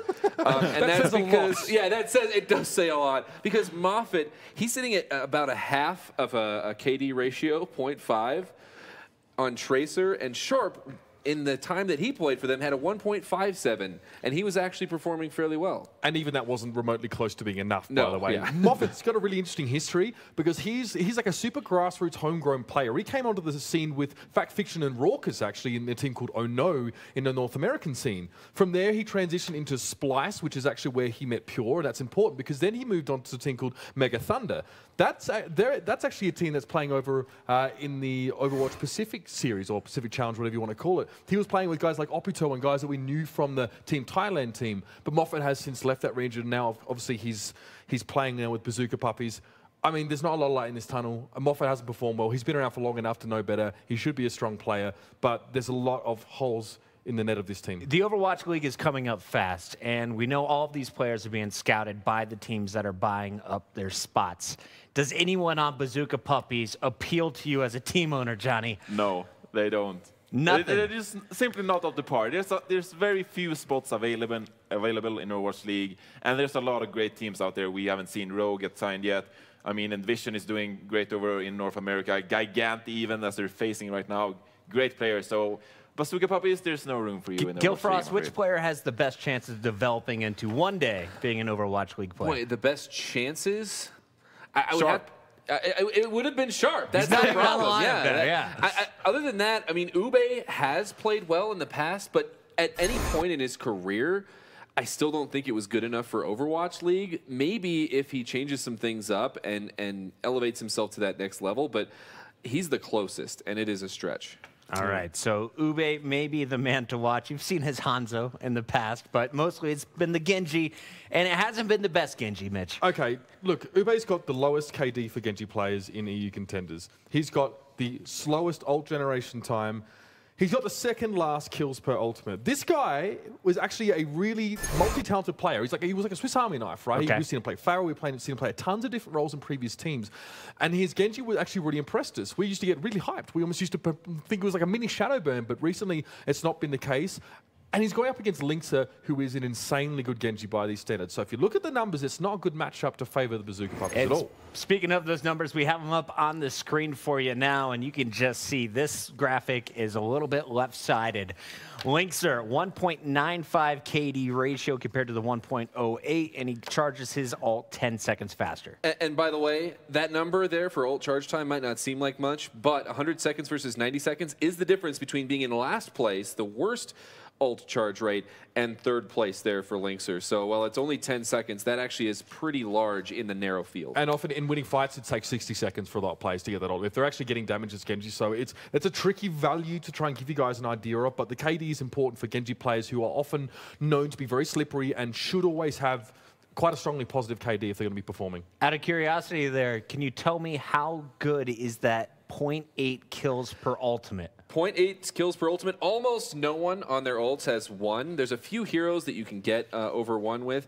So just by that standard, it's pretty good. It's also second on Genji's, 0.803. Okay. 0.6 is second to last. So once again, it's another stat that might not make a ton of sense on paper, but if you look at the whole field of Genjis, it definitely is a stark contrast. All right, so Links are near the top. On the other side, Ube is going to have his hands full. He is statistically at the bottom for all of our Genjis in Overwatch Contenders. It's time to find out, guys. Who are you going with? Is it Gigantti across the board, and if so, how?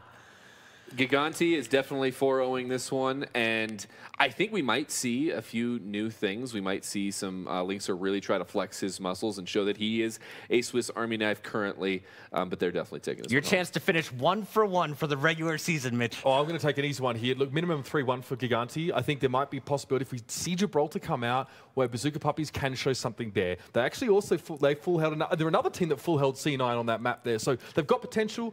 Again, they're using Moffat. There's some changes here. I'd say at least 3-1. 3-1. You're giving a map to Bazooka Puppies. By the way, they've only won 2 maps the entire time. At minimum, 3 maps. Go ahead. To Gigantti. Yeah, and citing Cloud9 not getting it to first on Gibraltar is not like, that's not a high praise. No, Go ahead, Johnny. Easy 4-0. Easy 4-0, Gigantti. All right, Mitch said it's going to be at minimum a 3-1, which is the softest prediction for Gigantti we could possibly give you. It is time to send it over to our casters. Take it away, Rick and Morty. Oh, I don't know, Rick. Oh, no. Morty, this is going to be a great game. We have a 5-1. You can't do this. I can do this. I can do it. Well, now I can't. You've ruined the entire bit. This is why you were never my true Morty. That's true. Yeah. I mean, you can always get a replacement, right? Yeah. We've been watching Expendable. way too much of that show since we've been out here. Way too much. But Oasis is the map ZP. We're going to be going towards it's Gigantti versus Bazooka Puppies. It's going to be, yeah, it's going to be meh. You know, it's going to be Gigantti possibly showing, you know, just flexing their muscles and compositions. Do you think there's a sign of life for Bazooka Puppies here, out of curiosity? No. No.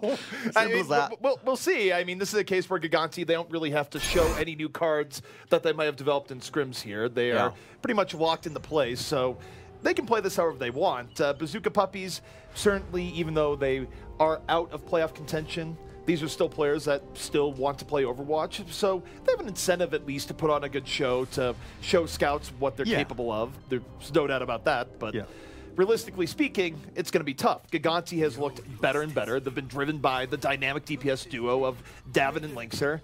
And we might even see some Roadhog here, Bren. We might do, you know, but here's the thing, right? I need to specify this early on. I've been hammering on about how Roadhog is not a good hero. If Team Gigantti win this, right, across the board, we have to admit, no surprises there, right? It wasn't the Roadhog that did it. They're just flexing. Like I said, it's an opportunity for Gigantti to really show what they're made of, but no. They've baited me once again. Zappis is going to be on the Diva. Bazooka Puppies, however, can be utilizing Ube on that Pharah. Let's see what he can do, at least for this first control point here on Oasis. And immediately off the back of that, I think that really is just a telling story of how this game is going to go. Rubicon was exposed there. He just showed himself to Gigantti, and they're just like, oh, you're floating in from this direction. I guess we'll jump on you with both tanks and kill you. That was just poor positioning early on there from Bazooka Puppies, and Gigantti, they're not even really having to try hard here in this first fight. Yeah, it does feel like a very casual effort there by Fraggy. He's just running down the remaining members of the team. They do get the cap once again, and Gigantti going to be in control. So we see them, they are running a sort of 2-2 dive composition. Bazooka Puppies, will they switch up this far, or will they keep Ube on it? Looks like they're going to be committing to this one composition, but I mean, from what we've seen so far, Link's are already 50% up to his Dragon Blade. I mean, this is pretty dominant.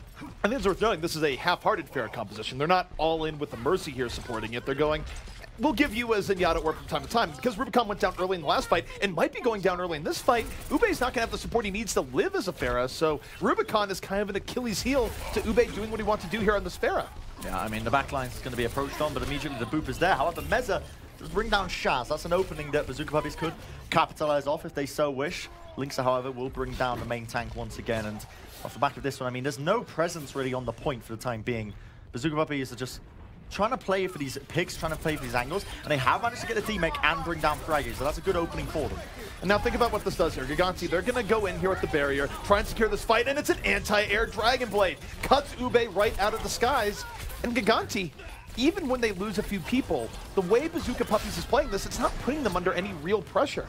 Yeah, Linkser really, again, just showing what he's made of here, just picking up all the straggler kills, reflect into it as well. I mean, use the Dragon Blade to the full avail, and now we can see it's 70% on the board here for Gigantti to try and take this one out. Bazooka Puppies, however, do have ultimates to use. 2 defensive support ultimates, including a Primal Rage from Meza. There's an opportunity here for them to at least get a recap on the board, but Gigantti are just looking very strong. Well, Davin right now, he might just be forcing out the Transcendence. He's going to look for the Pulse Bomb on the Rubicon. Rubicon should use the Transcendence even if it doesn't hit him just because he's scared. But no, goes for the Diva and whip. Not quite what he was looking for. And now it's Gigantti sort of panic transcending, not taking the fight directly after the Transcendence. That was awkward. Yeah, Bazooka Puppy is going to be using their sound barrier now. Davin does equalize out, finally does bring down Mete, but I mean, at the end of the day, they've already lost quite a few number of players. See the overtime ticking down. Bazooka Puppies are in the driving seat. You know, they've already got these 2 pickoffs there. Both their supports are still alive, still in this fight for the time being. Rubicon, though, is going to get pressured. Is spotted. Psycho almost fell there as well. Dragon Blade committed. Linkser trying to turn this one around for his team. Both the supports going to be out. The supports aren't getting any aid there. The tanks from Bazooka Puppies, even when they're in the fight, they're not helping them. Linkser just says, I'm a walk up and whop both of your supports. Is that okay? And then you see Bazooka Puppies take just nodding going, that's okay. That's okay. You can take him. You can kill our supports. We don't need them. But apparently they did, because they ended up losing the round anyway. But please show them to the sword. It's fine. Why not? Man, they are struggling. But are we going to see switch-ups? Ube. Oh, what is this? Is this Orisa? Surely not. Are Bazooka Puppies really going to be pulling this out? Quad tank? Are you having a laugh? Is this realistically coming out? On this map of all maps, there's no way. They're trolling a CP. There's no way it's happening on Control Center. I mean, part of me does wonder if they didn't look outside the window to see that it was University, but no please. way. Please. No, it's not happening. Yes. No, North America has had the dominance on these crazy comps. Yeah, you might have Renegades. We got Bazooka Puppies. Let's go. What is this composition? All right, if it works, fair enough, but I am really struggling to see the sort of synergy here. Oh, okay, yes. I see. Wow, they're going to full tank mode, really. Siege units over here. Look at these guys. The president is being protected right now. It is secure. Both shields on both doors. Gigantti. This is actually, I take it back, this is super intelligent. It is. Because they control the point from this middle section. They got so many shields available to them, and they've got the Roadhog to pull these targets in. It's actually perfect. This is hilarious. You can't break the safe room. I don't believe what I've just seen. That's what Bazooka Puppy is saying Gigantti right now. They're holding in here. It's very tank heavy, and Moffett is getting healed up on all directions. Has he shielded from all directions? My word, I don't know. Dragonblade is built so quickly. Link said they were just farming up these ultimates. Finally, Linksa says, "Oh no! Get off my point, lads! Get off!" And with one slice, we'll set his team up, and Gigantti get the recap. Now, Bazooka Puppies, who let that man in with a sword? Here's the dangerous scenario here, ZP, because Bazooka Puppies have committed to this tanky composition, but how are they going to regain the point? How are they going to recapture this and get back on? With faith. With the power of raw determination. I believe in the prophecy once foretold that they will nano boost a Bastion, and his Gatling gun will rain praise upon the battlefield. I'm sorry. Please, don't ruin my headcanon. As much as it was exciting to see Orisa in play along with Bastion of all heroes, they're going for this. They're going in with it. The Sapphire is used, taking a different approach for the time being. Pulse Bomb sent out, won't find the kill. Damon desperately hunting for it though, and still, Ube will fall pretty early on. Nice hook by Mete, but you were correct. It is the nano boost used onto the Bastion. Now we see him going into the tank formation, searching for the kills at the back of this one, but again, only doing a decent amount of damage, not really enough to find the kills. And really, just overwhelming force from Gigantti is going to be winning this one out. You know, prophecies don't always turn out the way you expect them to, Bren. No. What were you expecting from that? Well, out of curiosity. In my head, I was just hoping that the Bastion would magically weave his way through the battlefield like a ballerina, just slaying his opponents while crackling with electricity, and unfortunately it didn't happen. Now we're getting swap-ups. Bazooka Puppy's going a little bit more standard. Meza, still in the Reinhardt, but here comes Linksa. He's going to hit the ground. It's disgusting, it's filthy, and it's just free reign right now for Linksa to get these kills. He gets booped back in the end. Does set his team up a decent degree. Moffett actually managed to get a pick there as well, and meanwhile in the back lines, Linksa in a bit of trouble, forced to wall climb his way out of there. The point is getting capped up slowly but surely. And with Fraggy falling, I mean, where is Ube right now? Where in the world is he? Fighting these picks off the back of it. Already a lot of cap time onto the point, but Gigantti are in a position now where they can just recapture this, or at least contest it, and not let them get any more cap time. Gigantti right now just doing their main game here, mechanically playing well, dealing with the weird comps Bazooka Puppy has thrown at them. And speaking of throws, the pulse bomb to the back onto Mete. He's still alive. He's so weak. He's going to live, Bren. No, maybe, surely not. maybe. Whole hog. It kept him up. Yeah, it did indeed. He got the D-Mech at least onto Zappos as well. So much time ticking over, but remember, this is the control center of Oasis. Don't play traffic. Such a large control point. Oh! Ube gets just absolutely slaughtered in the streets. The charge. Last-ditch effort by Meza to try and secure this one, but it's looking like ZP, even with the Sapphire on top. I mean, this is going to be game number one going to Gigantti without a shadow of a doubt. Or is it? I may have just cursed them completely. What you didn't know is that Moffett draws power from your curses. The more you say that Gigantti's going to win, the more he unleashes the beast. Or at least he did for that fight. Still, though, Big Goose drops the beat just in time, almost denied by Moffett. And Gigantti, they're still going to delay the set as long as possible. It's at 99-0. This is the privilege of the defending team here on City Center. And now you take a look. Gigantti's getting back in, and Zappos might be going for some fireworks here soon, Bren. Whole hog popped off by Mete, but he's so weak. Discord Orb on him. He does have a lot of heals on him, placed on him, so he is, again, back up to full HP. And ladies and gentlemen, this is basically Control Center in a nutshell. You get these long, drawn-out engagements all the time. The Helix Rockets going to be bringing down Davin, trading out for the time being. Overtime still ticking down. Linksa will bring down one player. Searching for this blade right now, ZP. He's getting so many multiple-man Swiss strikes off, but this is crazy. He's already on 81%. Don't let this long fight distract you from the part where we are still in overtime and have been now for about a minute and a half. Linksa, though, a man against the world, under pressure, has to get off the point. And Bazooka Puppies, despite their interesting gambit, not dead yet. That Roadhog just taking Linksa out of the fight. Yeah, I mean, how are they going to make this composition work, right? Because I do not like the idea of Reinhardt at all on this checkpoint. I mean, he's been building up the Earth Shatters, but I mean, the fact that we just haven't seen any of value really just goes to show why it's so difficult, essentially. When you're running the dive on Control Center, there's so much space for you to work with, to escape this, and off the back of these kills, ZP, I mean, it's pretty much all over. It's going to take Moffett to go Super Saiyan to really turn this one around. Well, Moffett right now, I don't see his hair spiking up yet. The Earth Shatter comes in from Meza, but it's too little, too late. You needed that in the beginning of the fight, and Moffett, he's fighting against all odds right now. I want to imagine that his hair is spiking, but no. He's just shot down. Overtime ticking away. Did they get someone on the point? No. Not quite. Not no, quite. Not today. Not today, at least. Gigantti going to be claiming map number 1 in a pretty convincing fashion. It was a 2-0 as it stands, and Oasis is gone. What are you predicting Bazooka Puppies are going to be taking it to then? If it's their map pick, you know. Kings Row. Kings Row, you think? They're going to be having some fun? That makes sense, I guess. Meza, he seemed very committed to the Reinhardt. I could see some Kings Row being played. Well, the other thing, too, is that Ube also gets to use his Hanzo, which, to his credit, even though it's failed a few times, he's had plenty of good moments where he is able to give Bazooka Puppies fairly good momentum on Kings Row. So that would be my guess, unless they have something zanier in mind, which, as we just saw there, Bazooka Puppies, they're pulling out all the stops, Bren. I love that composition, though. As soon as I saw what they were going for, using the little safe room, because you can still contest the point there, I was like, wow, this is really intelligent. But then I realized, wait, this is control center.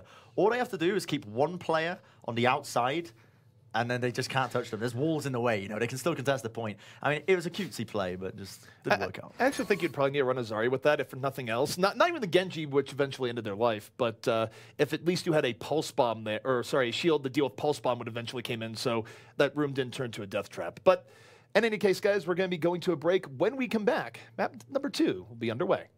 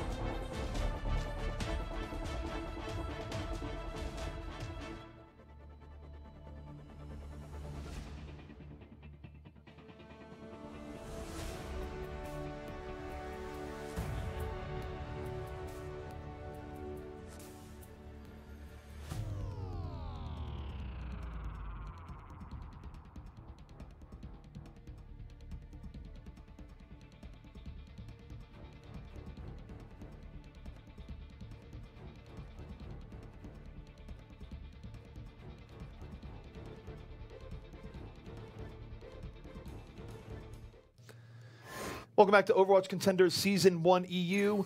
Bazooka Puppies versus Gigantti and Bren.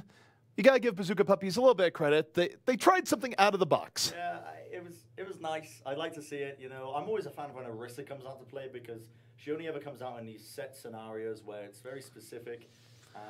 But right now, as I am now currently speaking, you can't hear me. I said she only comes out in specific scenarios. Orisa as a character. It's always interesting to see, right, at the end of the day. But King's Row, you were correct, ZP, will be the map we're going to at the end of the day. And here we have it. I mean, do you feel like there's a chance? You said Ube Hanzo. You said if they bring it out, there's an opportunity for them. But, I mean, the way Gigantti have been playing, you're bringing Gigantti to King's Row. You know, I'm anticipating the Fraggy Reinhardt. But, I mean, I wouldn't be surprised to see them just flex out on the Winston and the dive sort of roles. Well, Gigantti, I mean, they have been flexing away from running Reinhardt as often. I think they just want to push themselves. But you might see it here. We'll see. I do think, though, is that in terms of how this might go down, if Bazooka Puppies opens up with the Hanzo, which they have in the past, I could see them getting through first quickly, depending on how the geometry rolls for Ube. However, I think what happened is that they would keep momentum up until about halfway through second, and then Gigantti would recover in a big way. But who knows, Bren? What could be in store for us here? It's a troubling scenario to try and think up in our heads because I think we haven't actually seen a lot of compositions-wise. I mean, we're now playing on the new patch. As you guys can see, you know, we've got the Roadhog changes in, we've got the Junkrat changes in, the Widow changes, you know, a whole host of changes for these players to be utilizing. Gigantti look to be sticking with, again, this Reinhardt, this Junkrat composition, which I actually think is actually pretty stunningly good here on this first point of King's Row, at least, because you have so much denial with your concussion mine, and the fact that you've got two of them and the map, you can completely control up the hotel area. So, for one, Bazooka Puppies are not going to be able to go into it in the slightest. It's going to be really troubling for them. They've essentially only got two angles of attack, which is rotating all the way up around onto the high ground, or just going straight down the middle and searching for a pick. Now, Bazooka Puppies, they're not going with this again, Ollie. Surely not. What is wrong with this team? There's no Bastion. It's fine. It's different.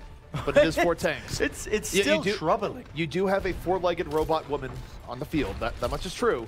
And I guess what they're going to be looking for here is heavy shields and hope that eventually Roadhog gets a pick. And Zappas goes too deep here early on in this brute force, meat-heavy composition. Bazooka Puppies, it's actually caught Gigantti a little bit off guard here early on. Yeah, absolutely. I mean, you got such high health pools to be utilizing here. They are finding a kill too. Now they're going to start to play the point.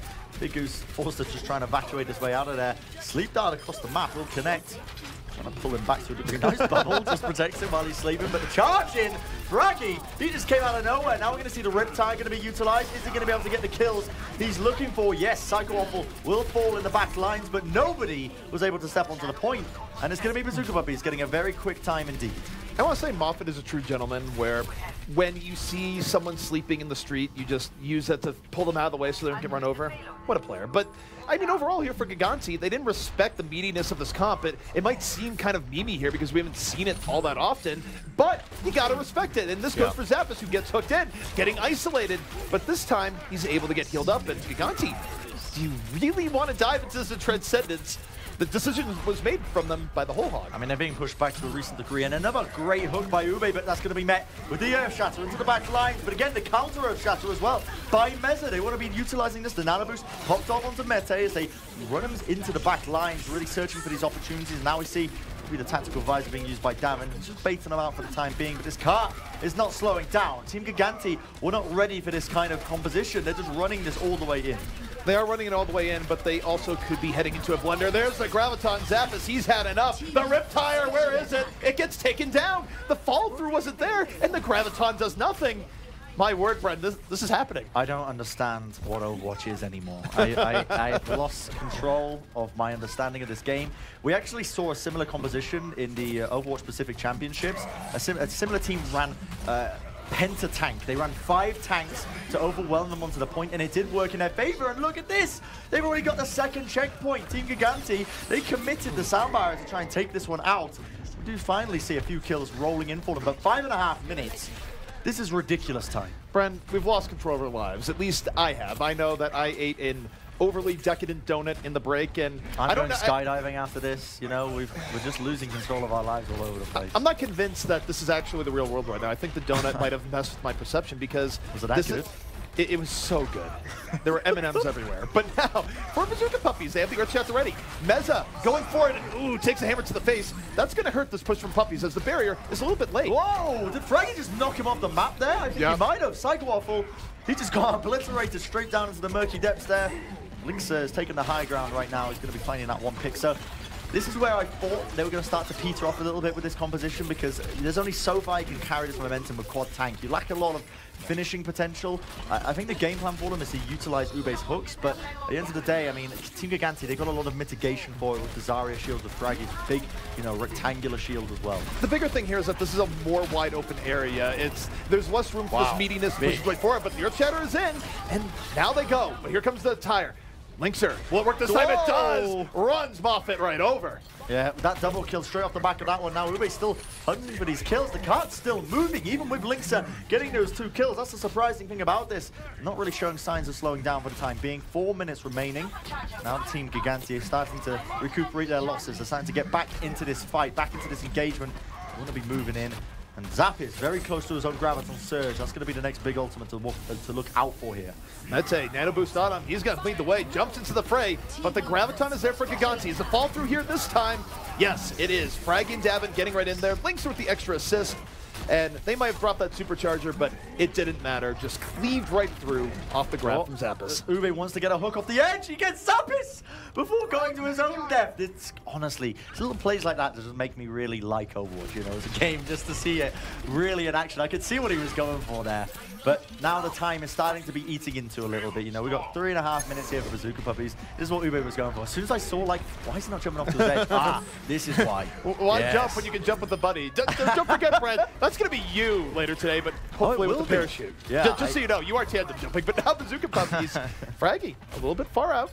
This gives him an opening, but here's Linkser. The tire's underway. There's a lot more mobility for the tire in this area. You can be sneakier. You can catch teams off guard, and he does it again.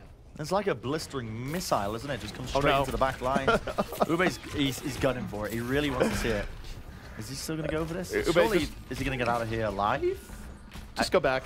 Please run. Please run. Oh, no! No! No, he was found out. I was questioning him not jumping off there because I think he really underestimated Gigantti's catch ability, but they get it in the end. Bazooka Puppies have a few question marks on their mind right now. Both teams have an Earth Shatter, so that's most likely what we're going to be seeing here, but ZP's jumping up all over the place. He's just seen Ube switch to the Bastion, and he's dancing. He's dancing a jig. Okay, the dream is real. This is the adaptation, not that I'm sure they needed, but it's one that I personally wanted, as now Bastion is on the field. The Bazooka Puppies are going to double down. There's the barrier. The Bastion is going to rip through that shield awfully quickly, but Gigantti, they come back in with the Transcendence. They're trying not to give this up here too quickly, but it's a bit of a stalemate, and in fact, the Bastion will be pushing them back. Oh, we see the Soundbars now has to be committed here, and the Nano Boost used into the back lines. Fraggy brought down from the Raging Monkey here. As you see, is now running in, now the Rip Tire. Linkser desperately searching for an opportunity. You can see that Tire just doing all sorts of crazy maneuvers all over the place. Will he find a kill? Not quite. He's going to get blown up just before he can get the kill down to Moffat, but for the time being, this slow siege by Bazooka Puppies is working in their favor as the kills are starting to flow in. So they've wasted a lot of time on this push here. They came in with a crazy fast time, but now they still have 1:30 left, and perhaps the Bastion was the answer in this case, where they have so many shields in front of it. It's actually difficult for Gigantti to get to the back. However, Graviton Surge might very well be playing spoiler here in a moment, and there's the grab. Oh, Graviton, we see the tire as well. We hear it at least, but they don't even need the damage from it. We see tank mode going to be used by Ube, but he is sent into lots of little tiny pieces, and Linkser, the cherry on top, is just bringing down Rubicon with that concussion mine. Now, Gigantti, they have brought it down to just a minute remaining, but I think the fact that Bazooka Puppies have even managed to get this much distance is shocking enough for me, because realistically, we weren't expecting much coming in from this team. But Bazooka Puppies, even though they've got nothing to play for in terms of playoffs, they do have a lot to play off in terms of showing up as a team and showing up for those Overwatch League offers, those Overwatch Contenders offers. So they are just playing their hearts out now in these final moments. Well, Ube's qualifying for the Overwatch Robot League, but what an Earth Shatter. Gonna knock down 3. Linkser firing the hole into the back. Meza taken down from the back line. And Gigantti, even though they don't get too much off the Earth Shatter immediately, just the tire kill alone is enough to buy them time. But Ube, he's already built up another tank mode. We could have some robot mayhem here left. This is honestly absolutely crazy. It's going all over the place. Tank mode used by Ube. He's searching for these kills, and already you can see the disengage by Gigantti as they move back out of it for the time being. And now we're going to see They're going to be dropping the bongo drums as they're looking to go to town on them still. It's going to be taken out by Big Goose for the time being. This momentum being pushed all the way forward. Davin, though, answers back. Helix Rocket, but Meza, great Earth Shatter, finds 3 players. Nobody was on the cart. They get 2.7 seconds in the nick of time. It is understandable, though, because everyone was dead. Yeah. It is somewhat difficult to get on the payload as a ghost. I just love screaming, nobody was on the cart, whenever anybody just pushes it in. You know? You just like the number 9, I suppose. Well, it's just baiting the chat into typing it in situations that doesn't suit it. You know, that's what I really live for as an Overwatch caster. Yeah, you don't live for the pride of cast. You live to bait. It's fair. Yeah, yeah. I mean, what caster doesn't? No, that's true. I mean, you said to me before this, you know, you were like, I'm just going to really try and bait Twitch chat. Yeah. That's what I'm going to do. Well, I was projecting when I was saying that. Like, I wasn't trying to act innocent at all. But alas, we head into the next round here, and for Gigantti, the path to victory here is relatively straightforward. If they're able to finish out, especially with over a minute left on the clock, they would have a relatively easy path to victory. Bazooka Puppiez not exactly setting a blazingly fast time, just barely getting in there towards the end. But, Bren, take a look at the Bazooka Puppiez right now. I'm taking a look. You take a look at their defense. I'm looking. The Orisa dream, it's not ending. I don't like this. It's just beginning. I don't like that it works, right? That's the worst part about this. I think... Has it, though? I don't know. I mean, they managed to get 3 checkpoints right at the end of the day. And the thing is, like a Gigantti, when they're running King's Road, they're relying a lot on Fraggy's Earth Shatters, and it's really difficult for him to really secure them. When Bazooka Puppiez are running 3 heroes that can lay down a shield and block the Earth Shatter. So if Fraggy even manages to get anything with his Earth Shatters at all this game, it's going to be impressive enough. But Gigantti now are going to be on the attack, and they look like they want to be running a similar composition. Zapis might be rolling out with the Hog as well. Bren, if Roadhog could put a saddle on Orisa and ride her like a steed and use it for like quicker hooks. You asking me questions now? Yes. Is this what's happening here, yes, we've changed the dynamic. But would that make Roadhog a better hero? Possibly. I feel like that would be the case for any hero, you know. Okay. But Roadhog, what would they combine like a Transformer, yes, like a Power Ranger toy? They would. He would just be hooking from on top. You know, give him longer range, quicker hooks. Okay, I can sort of feel this. Hopefully Jeff's listening, you know. We need to get this on board, get the concept art going for this maneuver. I mean, I don't know, maybe in an alternative universe we might be seeing this soon, but this is the slow siege once again by Gigantti. They're just going to be pounding in the explosives into tight corridors and hoping for the best for the time being. Just trying to build up these ults, and realistically the go time is going to be when this Riptide gets built up. Lynx are already on 75% from the overwhelming damage he's been putting out. And so far, it's just Gigantti winning the poke war where the shields were taken down quickly, and Lynx are so much room to work with out here on the Junkrat. Psycho Waffle's already down. That doesn't help their healing situation.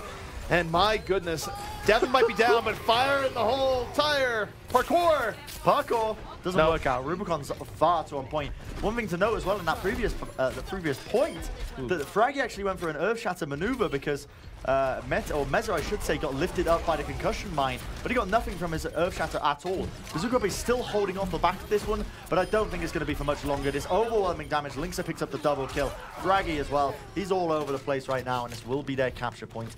It will be their time on the board here as we move into the streets phase. All right, Gigantti getting through there, really just powering through in the end. I mean, they won the poke war to begin with, and Bazooka Puppiez was fighting from the back foot the entire time. The thing about this Bazooka Puppiez comp here, Bren, is that they really do focus rather heavily on Ube landing hooks and getting early picks, and it took quite a while for Davin to finally get picked off in that fight, and in that time, Gigantti had just put themselves over the top.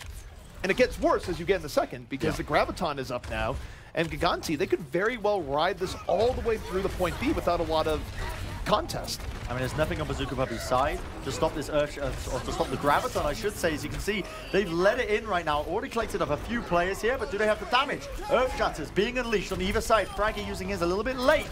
And finally, the kills are starting to flow into a degree from the Meza, definitely going for the charge of a lifetime there. Will get brought down here. Ube still alive, as you do with the new and improved Hog. Look at all this damage it's going to be soaking up. But again, it is Roadhog at the end of the day. He's still not really in a position to be getting these kills as he is finally brought down, petered down there by Big Goose. I like to imagine Roadhog having an internal monologue where he's just like, oh, I can walk while breathing. Yeah. I never considered this before. He's just like, I have legs. I can do this. I feel great. He's really struggles, you know, the idea behind doing multiple actions at once, okay? Look, he wants to do one action, well, I suppose, but here comes the tire, Bren. It's rolling. It's deep in, and boom. Hole in one, maybe. I don't know. Do you know any golf analogies? Hole in one. Honestly, not so much. My golf knowledge is worse than I care You've to got admit. incredible sports knowledge. I'm shocked to hear that you know nothing about golf. Yeah. You must know something. I mean, there's a hole in one, there's a birdie, there's an eagle. Like, there's different terms for how much under par you are. But no, my golf knowledge is actually not great. Wow. I'm shocked and disappointed. But speaking of disappointment, Bazooka Puppies are getting rolled all the way into their last point here. They do have ults to use here, so they can potentially stall this one out. They got the whole hook, they got the Primal Rage. Even Moffat with his own little bongo drums could pop those down and see what he does with them. But for the time being, Linksa has obtained the high ground, and look at this. The ults are going to be used here. A lot of damage being coming out from this, but Big Goose, he brings down the drum, and in the back lines, Fraggy went for a charge and gets slept up by Rubicon. Well, Fraggy just connected with his Fraggy's inner still right there. Yeah, well, Fraggy's now gone, okay? Like, let's not overrate that. But look, I like to imagine Fraggy having invisible chains around him that are always reeling him back, because we know how much he likes to dive around her. He does, yeah. He loves But it. he's reeled it in recent times, but sometimes just lets the beast out. Still, though, as we look here to this next fight, Gigantti, Transcendence is up. Bazooka Puppies doesn't have a lot to deal with it here, and though you have to be careful about diving into something this meaty, so long as they poke a little bit first, they are in a good position to take this fight. Meza, he has an Earth Shatter available to him. He charges into the back lines. Fraggy desperately trying to block it, but unfortunately, you can't block the swinging hammer of justice here, as he does find 2 kills off the back of it, trying to secure this defense for his team. But at the same time, Linksa is causing so much hassle here with his concussion mine. He didn't get to the window. He didn't get to the window. He got knocked back by them. They're just running him down in the corridors. Ube now desperately going for the hook. I don't believe this. You know what? I appreciate the hustle there. Always struggling, always looking for the opportunity. However, Bazooka Puppies, they might get to another neighbor a little bit too intimately here. Here comes a grab. It's so beautiful. There it is. Only connects onto the 2, but that's all you need at the end of the day to get the double kill with the Riptire. Earthshatter laid down by the side of Fraggy. Does going to be connecting that onto one player at least, but now we see Mete. He switched over to the Diva in the final moments. He's trying to stall this one out, but it is most likely going to be too little too late. Moffat as well onto the Tracer, desperately searching, but with Davin and his tactical visor, I gotta say, it's looking all over for the time being. Every kill going the way of Gigantti. Bazooka Puppies going a little bit more standard in the end. They have betrayed their origins. They have betrayed their new look. And in the end, Gigantti gonna finish this out with plenty of time remaining. Now, ZP. And also, ZP, yes. A point I want to make, just to interject quickly. I knew you were about to monologue about the evils of the world and all sorts, you know, really compositions. Mostly about indigestion. That donut was actually a terrible idea. I'm so glad I cut you off then, and if that's the case. But yes, Bazooka Puppies, they have a minute, right, to make this attack happen. Can you foresee this overtime momentum push? They did it before. But our Gigantti, they're not going to be taken off guard now by this composition. They've played against it. They know what Bazooka Puppies are going to be running. Are they going to be taken off guard? Do you think it's possible? Is it feasible? Well, I think the key difference here is if you take a look at Bazooka Puppies' first attack, Zappis wasn't giving the hog respect, ends up dying really early because he's too far out. Zappis, the man learns from his mistakes. I don't think you're going to see him be quite as aggressive here. I think they're going to take Reinhardt at his word and Fraggy and go, we'll hide behind your shield. And take a look at how they're positioning right now. They're being much more cautious in giving Bazooka Puppies an ideal engage here, where again, the composition they're running with here, it's very tanky, it's very meaty, but end of the day, if they don't land a hook, it's going to be difficult for them to do any real mortal damage to Gigantti here. Have you noticed how on Junkrat's gun, it's just got a useless wheel on it? It's not useless. It must be. What is the point of it? I was racking my brain for what was the purpose of that wheel? The purpose, it just spins. You can turn the weapon over and roll it like a tricycle.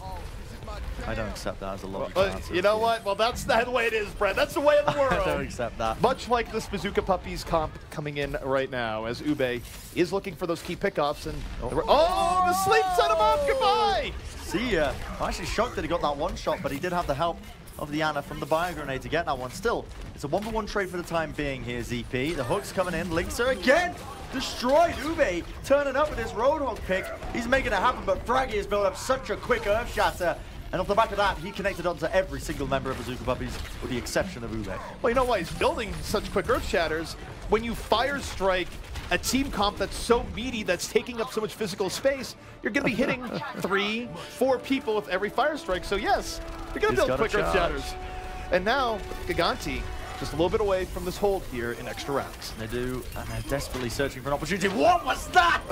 Message just got launched into the high ground. Davin was not expecting that in the slightest. Sabotage, Linkster! He thought you were friends! Oh my goodness, it's fallen to pieces to a degree, but the whole lot is not enough to get back onto the point. And it will mean the Bazooka Puppies, they get 0% onto this point.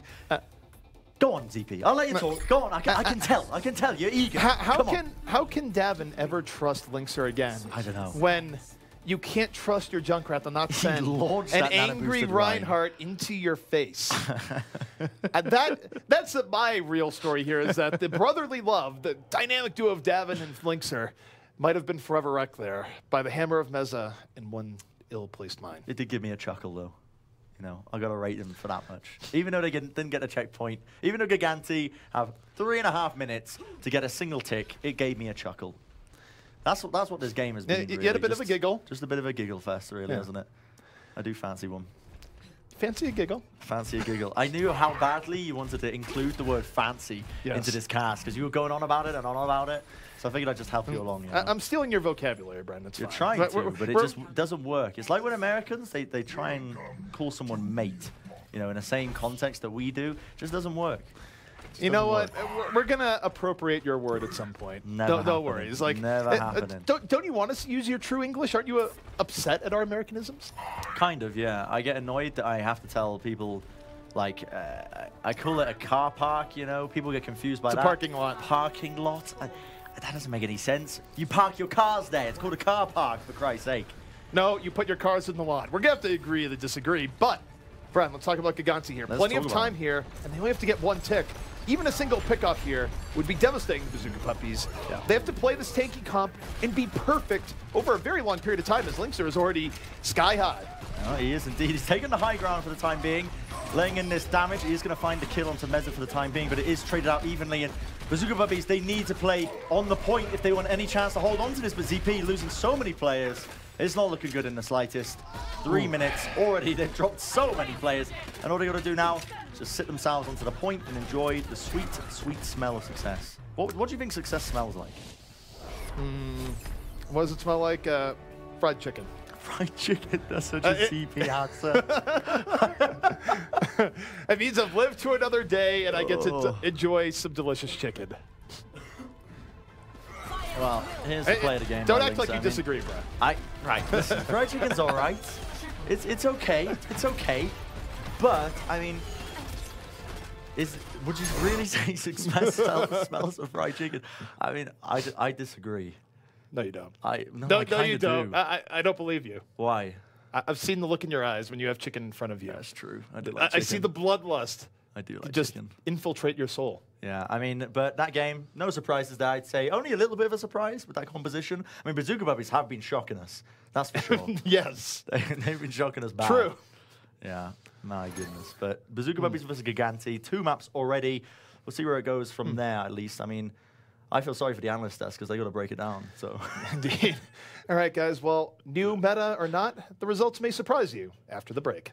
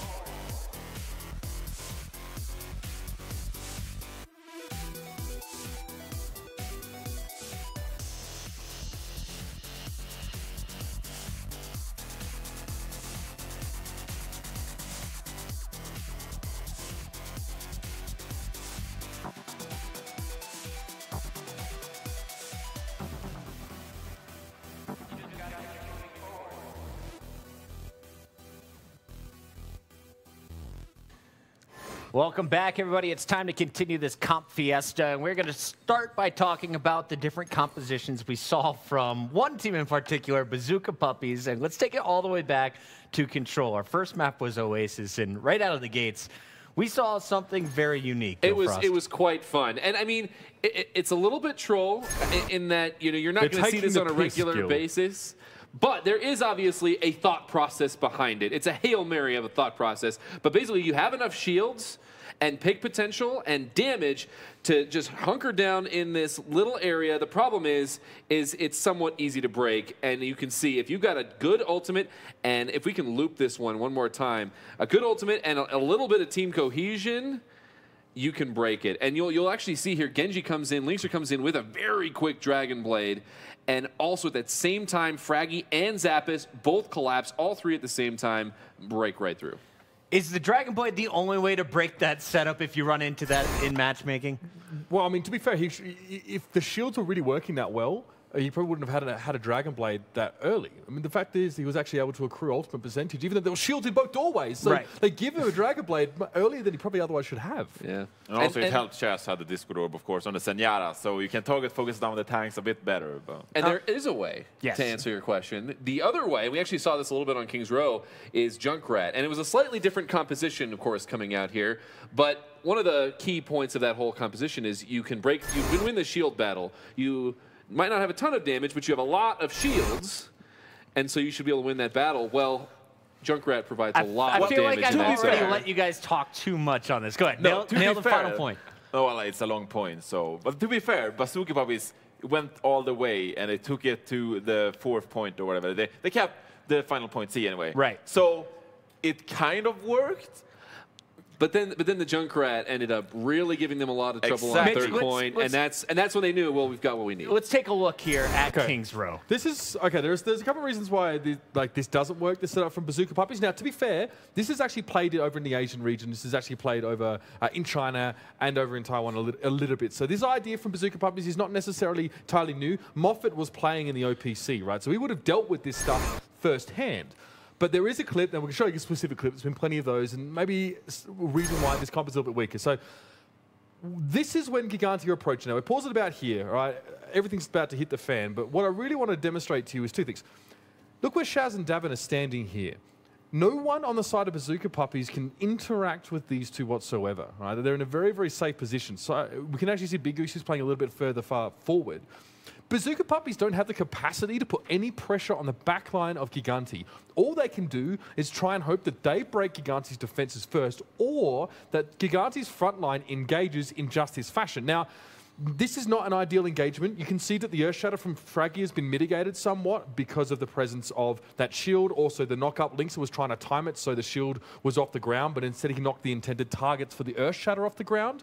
Let's roll the clip, and you can see that things don't go the way Gigantti would like them to, but guess what? It's so damn easy to disengage from this comp. You're going to see they're going to get chased now. Primal Rage is being popped here from Mete just to try and keep up with them, but they can back up very easily from that. Those supports have a lot of room to work. So yes, and that's my overarching point with the composition, because on offense, the Junkrat and the Soldier works because as you are the attackers, you determine when to take fights and when to disengage. You can be, oh, we got a couple of nice bombs in with from the Junkrat, etc. Yeah. The tanks are getting low. This is when we engage. But on the defense, it worked better for Bazooka Puppies because Gigantti, they don't determine, when they take the fights.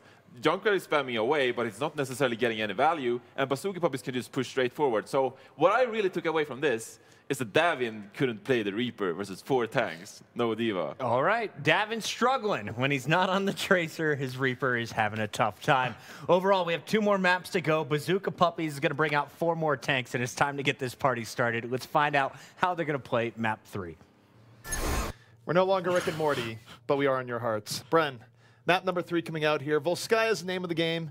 Will we see more shenanigans from the Bazooka Puppies? I'm assuming yes, right? Interesting little tidbit of information here. Ube has never played Bastion before this game today, I found out. Ever. Well, no, he's played it before, but in a professional setting, in scrims, he's never played it.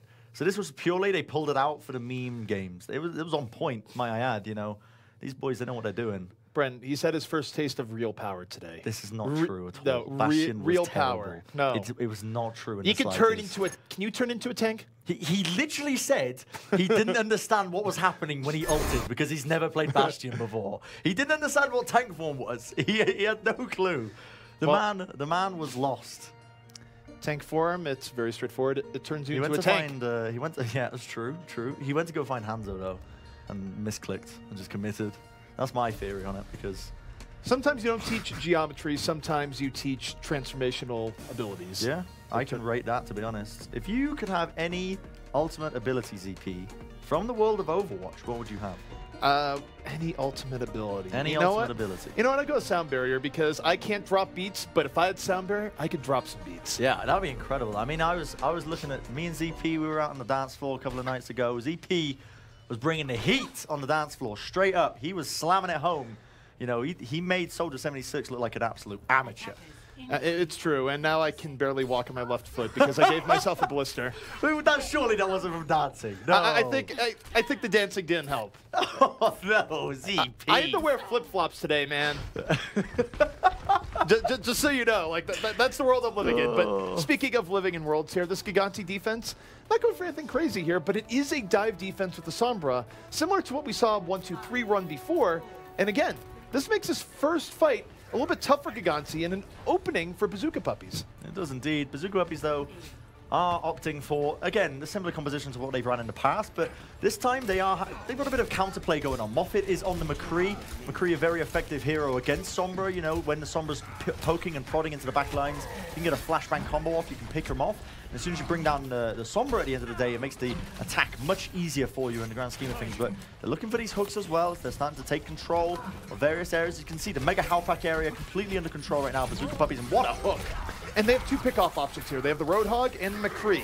Either one is a great option as they try and just hold behind this Reinhardt and secure territory. They want Moffat to get that 2-shot headshot, or Linkser could...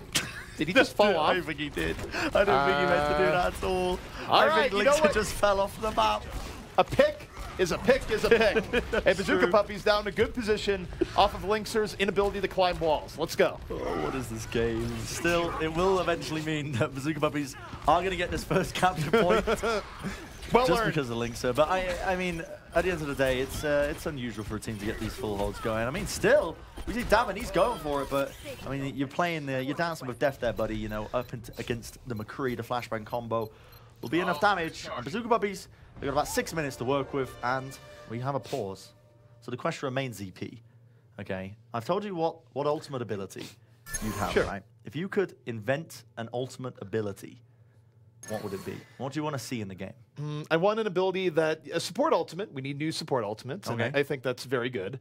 However, I think that the element of food in Overwatch is missing. So it'd be a new hero that it's a chef. How did I know? The chef How would, did I know? The chef would unleash a picnic basket, which would give health packs in the form of food, sweets, cookies, and you could run over them to heal yourself and fight the other team mid-fight. Like little armor packs, but instead of armor, it's healing. And think about the cross-sponsorship opportunities. You know, you go to different cookie companies, and you go, look, you can have your branding in Overwatch. When this hero uses an ultimate, people will know that your cookies taste the most delicious. Yeah. I mean, straight up, let's go for it. Why not? This is my business plan, Bren. I was under the assumption, like, when you mentioned food-based heroes, I was thinking, like, more along the lines of, like, you know those New York hot dog sellers, right? They stand at the side of the rows, they got the hot dogs. I have one of those. It's just a standard guy. It's just a guy, right? He's not physically fit. He can only really move at short bursts at a time. And his special ability is he sets up shop, and he just heals people, and just by handing out hot dogs. But if you don't pay him back, this is where it's going to introduce like a money scheme into the game, right? A little money mode. You have to manage your money economy, right? This is the economy aspect of it. If you can't pay him, he chases you down, and that's when his ultimate ability kicks off. If you can't afford to pay this guy, he goes crazy. You know, he's starting to whip out broomsticks. That's his ultimate ability. You know, like Genji whips out the blade. He just pulls a broomstick out of nowhere. Just goes to town, sweeps at the composition. He cleans up. He cleans up. And here's the extra plot twist that you inspired me. We're going to combine your great idea with Overwatch lore. The seller, it's not just a guy. It's an Omnic. It's an Omnic? It's Mondada, but he's wearing a baseball cap and a mustache. So isn't he deceased? No, he lived. But they couldn't let people know, so he had to fight crime under the identity of a simple hot dog seller. I mean, this pause could not end sooner, I feel like. You brought us down the Stark Road, okay? I did. You started with those questions. You knew where this was going to lead on some level. I have a habit of doing this, realistically. I mean, let me see if I can pull up any questions. Okay, so we've got the backstory covered for us. All right. I mean, I just don't think that would work in the slightest. I think it could. I mean, you have to believe. Yeah. Overwatch heroes gain their power from belief, Brennan. If you're not believing, Mondada stays dead. Yeah? Yes. That's the truth? That's how it works, yes. Gosh. Okay. This is the end of it. I feel like we need to switch the conversation to something Overwatch related that's not us trying to create our own heroes, you know? Well, for one thing, Gigantti, even though Linkser might have had a little bit, too much in a way of like ice on his hands so he couldn't hold on. That's true. He ends up falling off to his death. We haven't spoken about that, really, have we? No, he slipped and fell. But instead, Gigantti, they get to save their EMP for this next fight, so they're not really in a too bad of a situation here. They can definitely bring this back, and I like talking about players being angry. This might be an angry Dragon Blade from Linkser. Could be, indeed. I mean, he might be angry that he just slipped and fell to his death, you know, because that could have been a full hold if he stayed alive, potentially. But right now you can see the forward aggression by Gigantti. Oh no! Oh no! Linkser's Dragon Blade is gone. Oh no! Oh, that is a dangerous scenario. How many times have we seen these sleep darts today on ulting Genjis? Linkser, that's not how you get your aggression out. That's just how you get even more angry. They might have to pause again to replace the keyboard. But in any case, Electric Cowboy on the field. Bazooka Puppies keeping the pressure on. They invest the Sound Baron, and it's another sleep into the back. It is indeed. They don't get much of that Electric Cowboy at all. They get nothing. I mean, it was looking so good. They got 2 picks off the back of it. Linkser was brought down. The Dragon Blade got nothing done because, mind you, he didn't get refunded for that as well. It was a beautiful sleep dart. And still, they are trudging on endlessly, trying to find an opportunity here or there. Linkser bringing down Meza, their main tank's gone. The whole log is used by Mete as well. He's desperately going around the corner. He's not going to be finding anyone for the time being. And the longer this fight goes on, the better it's going to be for Gigantti here. Oh, Mete. Oh no! How do you not finish that? It's hard, man. It's like I've been saying this entire time. It's road hard. In any case, they almost have the point. You've got to get the point for Gigantti. How is this out of room? What? It just happened. Linkser shouldn't have gotten slept on his Dragon Blade. That's what should have happened. But now, Gigantti, they drop the EMP. They have most of the respawns back in. And off of the EMP, they will finally defend their own territory. But, my word. I'm shocked that they got 94%. That's some scary stuff for Gigantti. They were thinking, right, okay, we can just leave the point. How would you let that happen for the time being? Because it felt like that team fight was neither one on either side, right? It was both sides were getting a pick here and there, not really committing too much to the fight. and then they just walk onto the point. Gigantti have no presence on it. 94.3% already. 4.5 minutes remaining for Bazooka Puppies. What was looking like an impossibility might look like it could be turned around for them. All right, so Gigantti, this is where they get a little bit stable. Oh no. Oh no. We've hit maximum beam status. Elevator? Is there? Oh, did he get him? He knocked him off. Yes! Both supports gone. Oh my word, I've seen this attempted twice, Bren, and both times the Diva has done that. The last time was AKM treating Immortals back in the Beat Invitational so long ago. I don't believe it. That's why you don't do that. Bazooka Puppies are literally just playing the mean game. Like, their game plan coming into this, they were saying in the chat earlier, their game plan coming into this was, if we don't know what we're doing, our enemies won't know what we're doing. And it seems to be working. I mean, they've got a lot of cap time on the board. Wait, are they going for the get? No, surely Second not. time's the charm? Second time's the charm? No. As good as that would be. Take the elevator, you won't do it. Well, Gigantti, they've got 6 ults online, and they are going to be putting in the pressure now onto Mezza. Bio Grenade will heal him up to a decent degree as well, and he does have an Earth Shatter available to him. The question is, how he's going to be really fully able to make good usage of it. Self-destruct also comes in from Zap, which is buying a bit of time, and now we see the engage here, ZP. Oh, the Soundbar is used, but completely negated, shut down by the EMP of Shaz.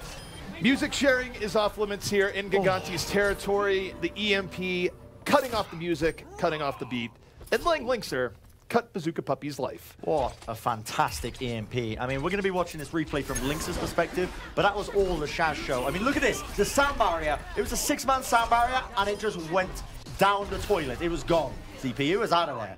Alternate universe where Napster just dies immediately.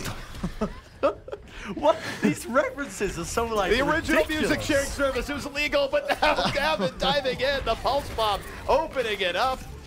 And Bazooka Puppies, the elevator, not working too much in their favor. They had so much time as well. That's the crazy thing about this, because Bazooka Puppies almost won with 4.5 minutes remaining, but now they've been taken down to 2.5 minutes for the time being, still not really getting any presence on the point.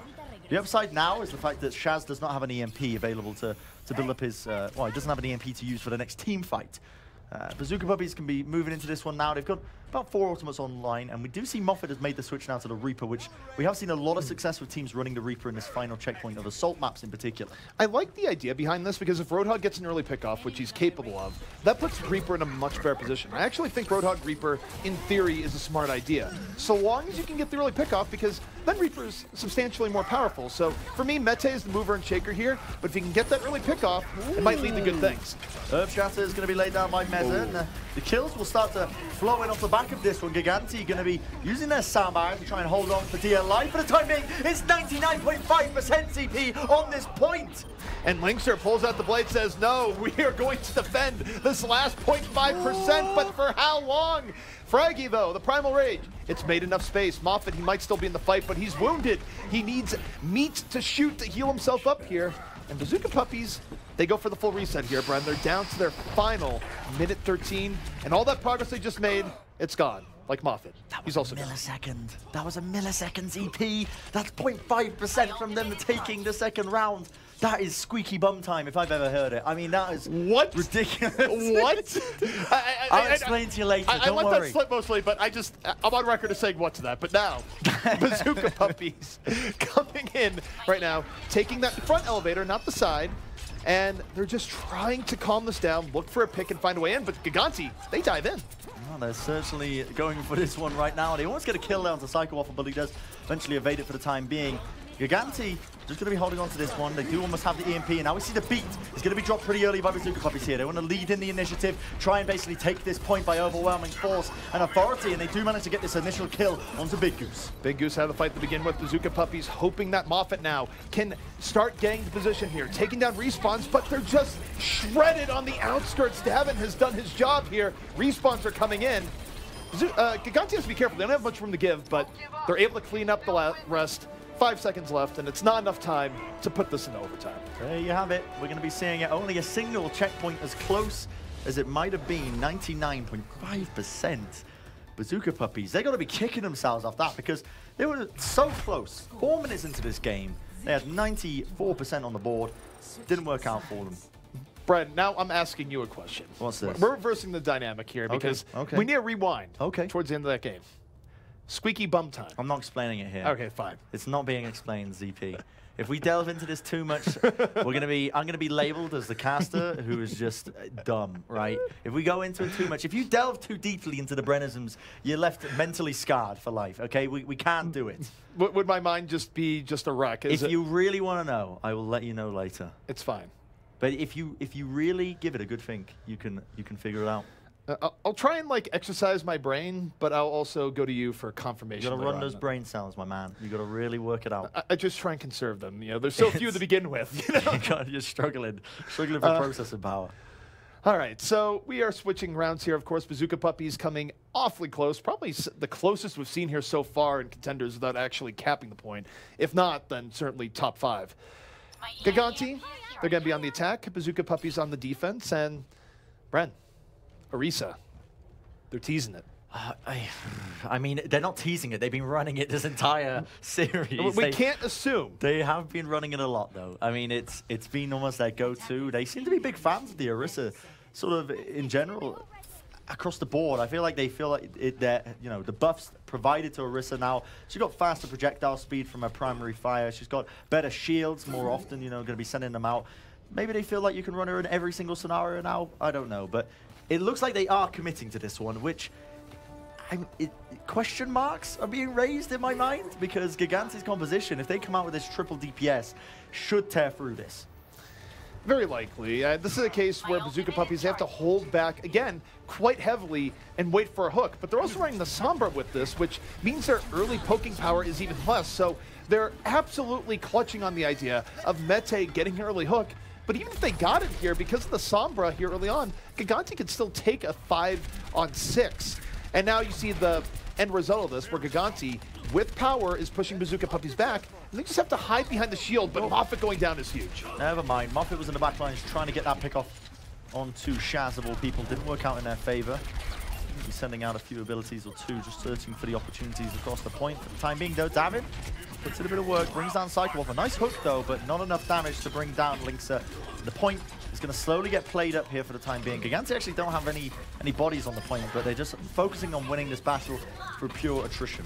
No hooks, no wins.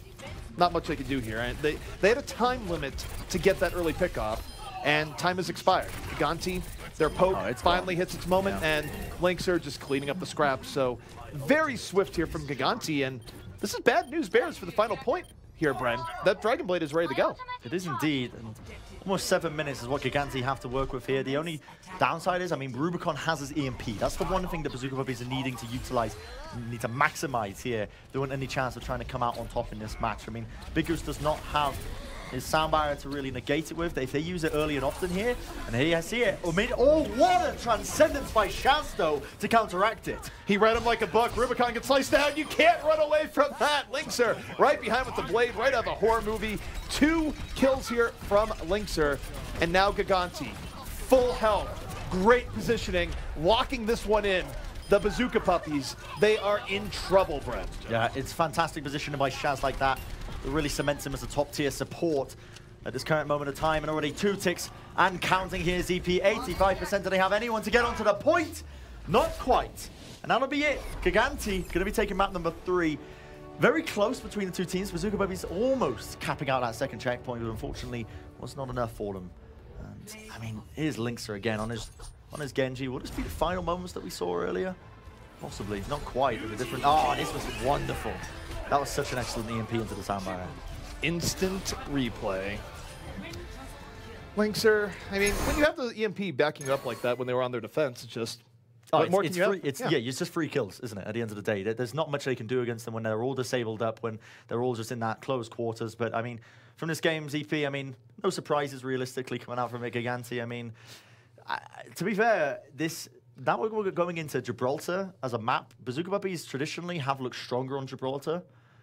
Can you see it here and now? Is this the time they're going to be taking a map? Because that was a bit close there on Volskaya. There was opportunities. Do you foresee any hope of getting a map? No, and I think part of the reason is, so Bazooka Puppies, they're going with the strategy, right, where they're going with this tank-heavy setup that Gigantti probably doesn't have much experience with. They've gained experience, Bren, over the course of the series, and in the end, that helps by the time you get to map 4. But guys, we're going to take a quick break. When we come back, map number 4 will be underway.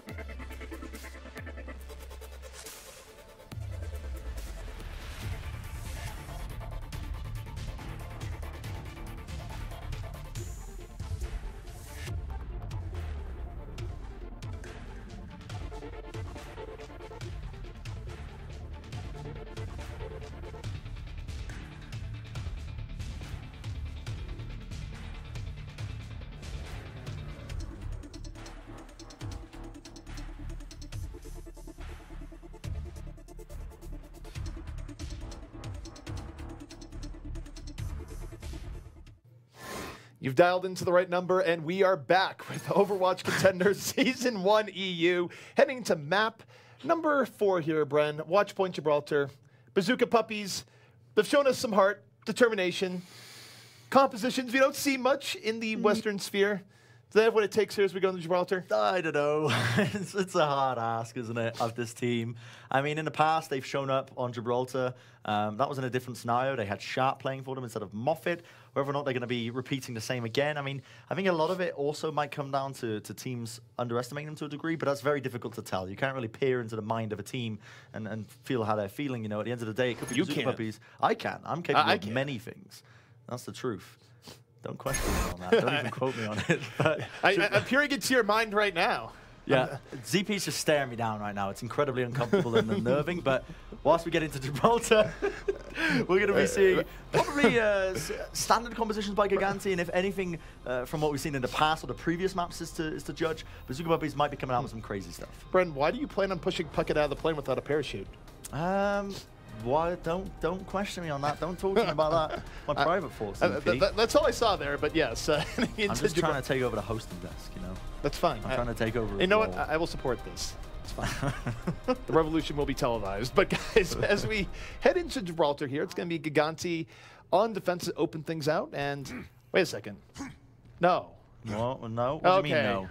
Okay, that's better. I was going to say, you can't possibly be putting Zappos on Junkrat and not Linkser on Junkrat. Yeah. Order wouldn't be had in the world, but this is standard. Like, there's no way to really say, oh, this is out of the ordinary. Gigantti, they got the Ana as expected. First point Gibraltar. Ana's very effective. You can just keep her up onto the high ground. You've got a good line of sight for heals for your whole team. And if Bazooka Puppies choose to try and dive onto the back lines, you've got the Bio Grenade to try and eat up and soak up a lot of that damage and really peel for yourself in a lot of ways. Bazooka Puppies, on the other hand, might be going for something standard for the first time in our lives, but I think that might be hoping for a little bit too much. Psycho Waffle, is he going to be making the switch here? Or is he going to be sticking to the Mercy?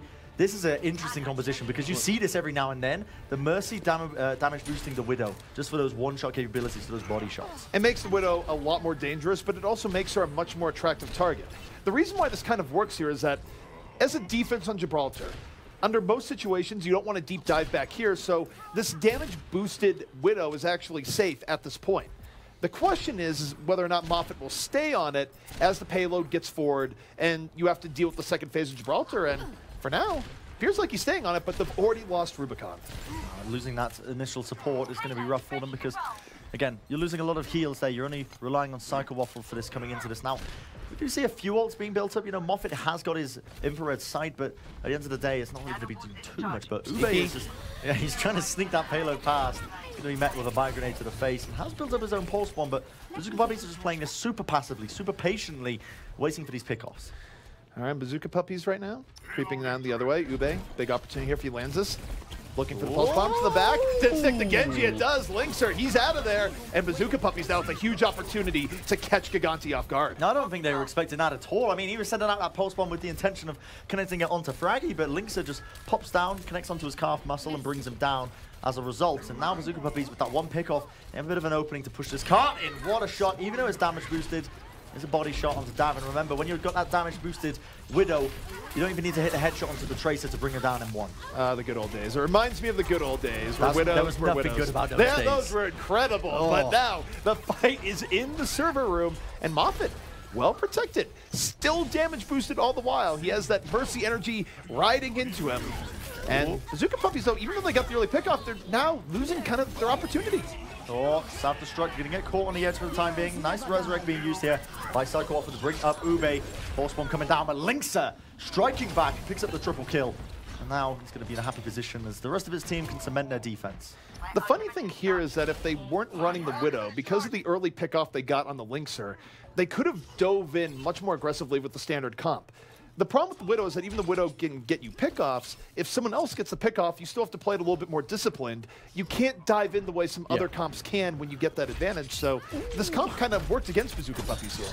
Yeah, I mean, Almost bringing down the Widow to a second there. Moffett has to get healed up for the time being, and it is relatively passive. Gigantti, remember, have 2 of these support ults to use. They can defend from this if they want to. Soundbarrier by Gigantti will connect 1 to 5 of them for the time being. Could be a good one of that. Now Linksa gets the nano boost, but he's got no blade to work with. Does he even need it? Sends out the shurikens, tries to put in the damage. Could be searching for the back lines, but again, gets booped back for the time being. Reflect, not going to be getting much damage done.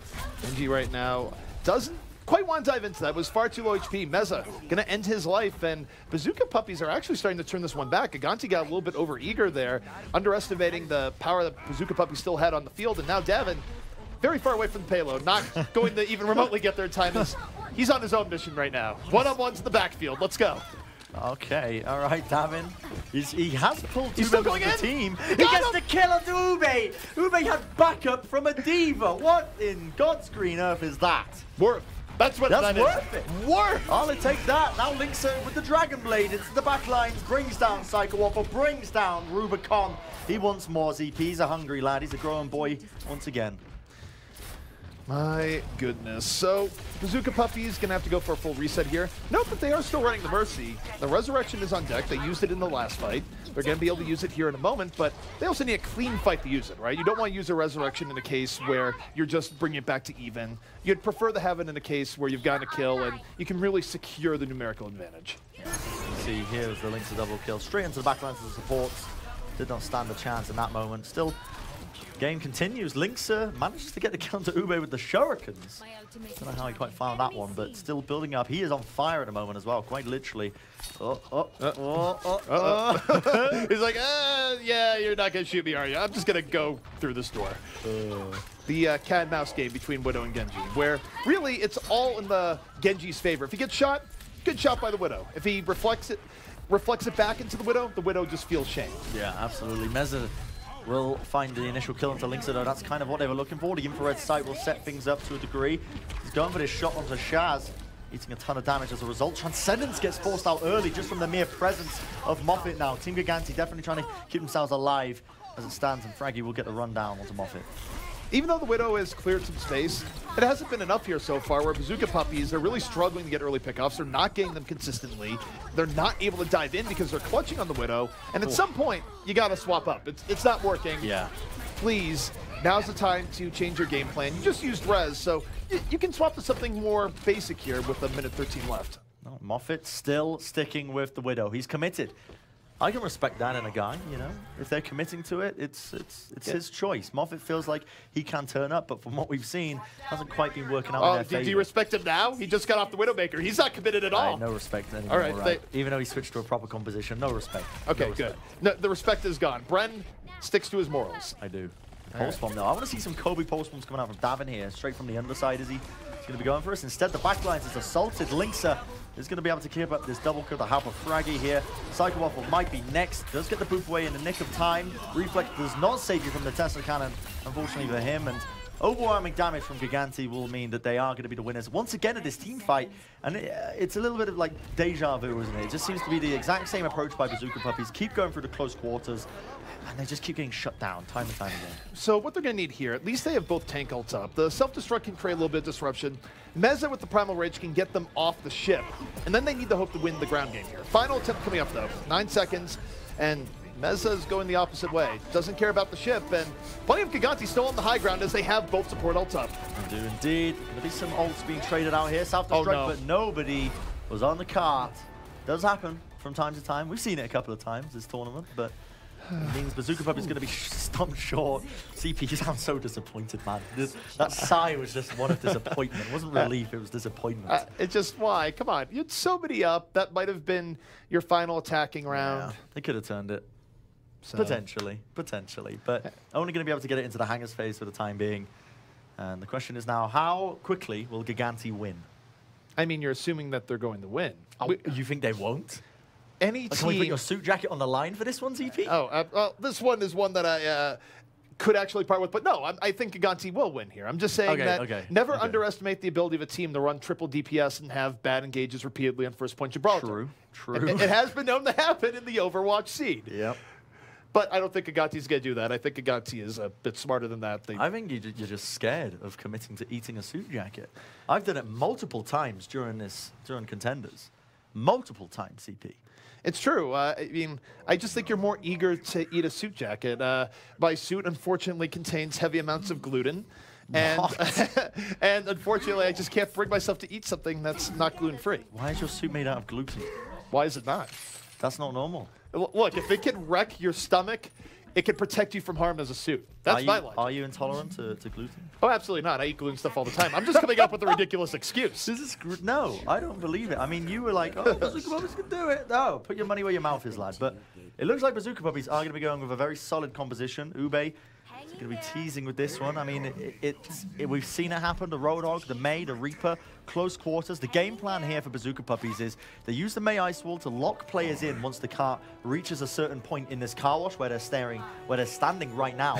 They use the Ice Wall and they just literally pound the Hellfire shotguns into them from Moffat and as well as the hooks coming in from Meta. So you're saying they're going to weave a Song of Ice and Fire here? Oh yeah, that was excellent. I set you up for that one, didn't I? Jeez. Well, in any case, unlike some series, this one might actually complete as Gigantti is moving forward here. Don't say that. It's never coming out. I got faith. No, you shouldn't. George, good old George. He has faith in the Jets. What does that tell you about a man? But now, Gigantti, powered by the Widowmaker. Oh, he made his own prison. Stuck in your own freezer. He gets taken down. What a disaster. They're all dead. It's all over. The trigger from the mine as well. Psycho off with the Discord on him. He's gone. He's down and out. And that game plan, that backfired. Link's takes a little skip and a hop through the sky. Is he going to go over the headshot? Whoa, whoa, whoa, whoa, whoa. Okay. He almost met his maker there. Hot stuff. Down to 42 HP, but this cart, it's flowing in. There's no presence on the point in the slightest here, ZP. No, not really. Linkser has put the fear of God into them. But wow. Now, they're too confident on the point. Ube and Meza come right out. They get rid of their front line. And now Gigantti, they haven't quite disengaged, but they can't really go back in easily either, as Linkser is still looking for shots. I love the little ice wall there. It's just like, nope, you're not allowed to look what's behind this wall. Sorry. See you later. Yeah, Lynx is still on this Widow, though. That's an interesting one for me because he's searching for opportunities. And normally when you see teams don't really get a foothold here, they struggle. He's gone for his headshot kill, though. He really wants the frag clip highlights kicking off after this one. He really, really wants to see him on the front page of the competitive Overwatch subreddit. I can guarantee you that's why he's not switching off this CP. No, you stay to the course. He actually heard that you respect commitment, right? And you didn't get from Moffat. Moffat, he saw death and he blinked. Linkser, this man right now is sticking to the plan, even though there is ice in his way, and already 2 minutes have been burned off the clock. So Bazooka Puppies is actually stabilized quite a bit here. Yeah, I mean, as it stands, they do have ults as well to defend this one with Earth Shatter on Meza, but now here comes the Deadeye from above, going to be forcing them out. Psycho Waffle is going to be gone. Oh, look at that whole hug from Zappers. I'm not even sure how he made his way up there, but he does click the kill onto Mete regardless. Moving this one in, Meza is going to find a kill with the help of Moffat here. Nano Boost was committed onto him, still has that Earth Shatter, holding onto it desperately, being pressured from multiple angles. Meza, though, able to get away. Now he's going to get the barrier. Now the hammer might be getting dropped. He's looking for it. Will he drop it? No, he just gets dropped. Linkster's right there. No hammer dropping this time as Gigantti. They're out for blood, but they haven't quite gotten this yet. Okay, still trading out evenly for the time being. Linkster, though, dangerous scenario, wants to go for the shot. Give him the shot. Give him the frag clip. Infrared spotted. What? Is he going to be surely? No, he's escaping it. But Linkster's just wasting so much time here. Earth Shatter will be brought down. He finally gets a shot to Moffat that he was looking for. But Meza's Earth Shatter, that got absolutely nilch in that engagement. It got nada there, that much is for sure. 3 kills here going the way of Gigantti. The Blizzard comes out, but it's a little bit late. You can make popsicles, but what good if you can't actually capitalize as Nano Boost in May? Is it getting hot? Is it getting cold? I don't even know, but, well, she's gone. It doesn't even matter when Lynx is on the field. I mean, this guy can now just sit up here. His team are happy to take these pot shots. And here's the dangerous scenario, ZP, because look at that little golden box just down there. I mean, right now, that's all they have to push it to, and these forward spawns as well. It's like a dream come true right now for Gigantti to finish this one out. They get 2 early pickoffs straight into the thick of things, and now Linkser, he's looking for those early kills as they start to make their way out of the point. Bazooka Puppies certainly in a rough spot here. They have to defend for 2.5 minutes. They can barely even get back to contest. And Davin, just surgical, gets rid of Mete because of the Discord Orb, comes in from the flank. The rest of Gigantti in from the front. The Ice Ball is in, but how much good can it really do here? I mean, realistically, they're trying to definitely put in the damage here, laying in the right clicks, but ultimately Gigantti They're on fire, they're on point, they're running in the damage. The right clicks from Zappies. He heard my conversations about Road Dogg and he wants to prove me wrong. As the car will slowly make this little maneuver here. Gigantti going to be the winners here of map number 4 against Bazooka Puppies. So, realistically speaking, knowing what we know about both teams, this outcome isn't really much of a surprise. However, I'll give credit where credit is due. Bazooka Puppies, they were good sports about things. They were willing to experiment, try out new stuff, realizing the situation they were in, and end of the day, Bren, we did get somewhat of an entertaining series. Yeah, absolutely. I can respect Bazooka Puppies for that much because they sorted us out, haven't they? With an entertaining game across the board.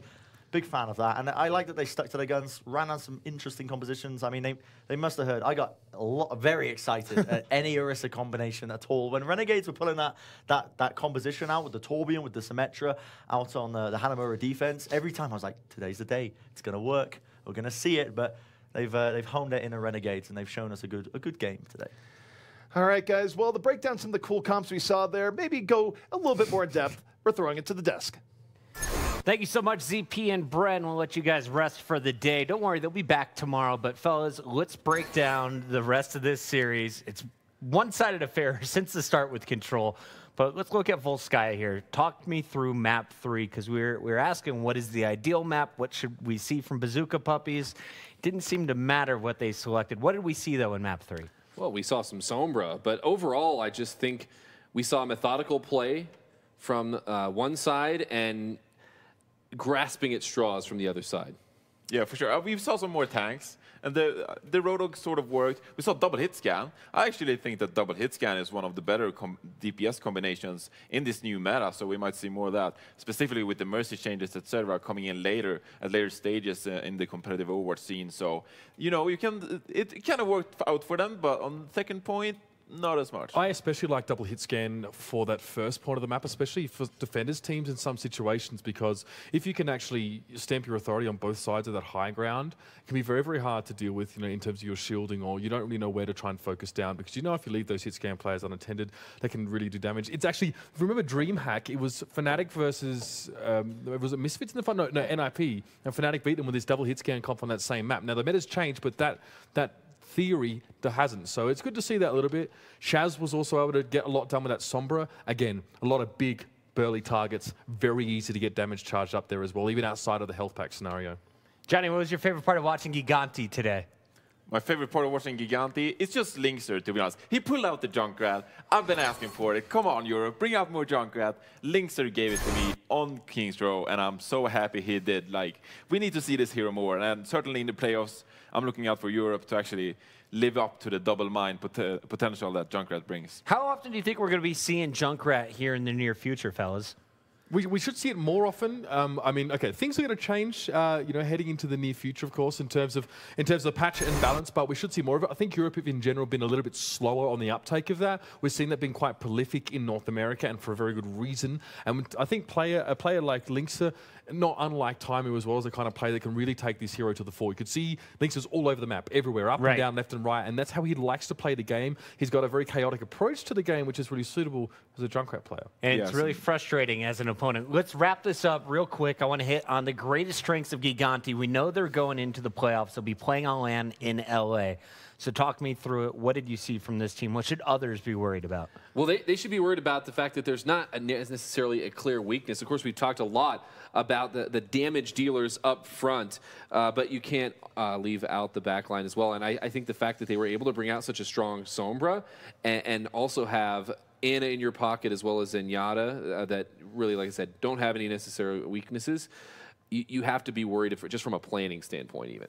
I think Big Goose is one of the ballsiest Lucios in Europe, actually. The stuff, like, you kind of see it come up in the kill feed, and you don't think too much about it, but if you get a chance to watch from his perspective, he can pull off some really interesting plays. Davin is amazing at creating space for Linkster. He gets a lot of first kills, but his actual kills per 10 is actually not that high, so he opens up the fight. He facilitates Linkster to get the damage done. They're two of my favorite players to watch. So it's a nice duo working together. Johnny, last one for you. Favorite part of Gigantti? What should other teams be worried about for playoffs? playoffs? Well, going into playoffs, the thing about Gigantti is we don't know what to expect about them. They can pull out a wild card, throw a curveball at Misfits, and Misfits will have to adapt in the moment because of the versatility. I've hit on this multiple times. If you bring out the Reinhardt and the Zarya composition versus Misfits, it didn't work out as good earlier in the season, but going into playoffs, I believe that Gigantti has improved, and with combination with Linkster Junkrat, maybe you can put a stick in the wheel for Misfits in the playoffs. All right, final question for all three of you here. Bazooka Puppies have finished 0-7, but they're back for Season 2. They're coming back for the next Contenders. So what improvements do we need to see between now and then?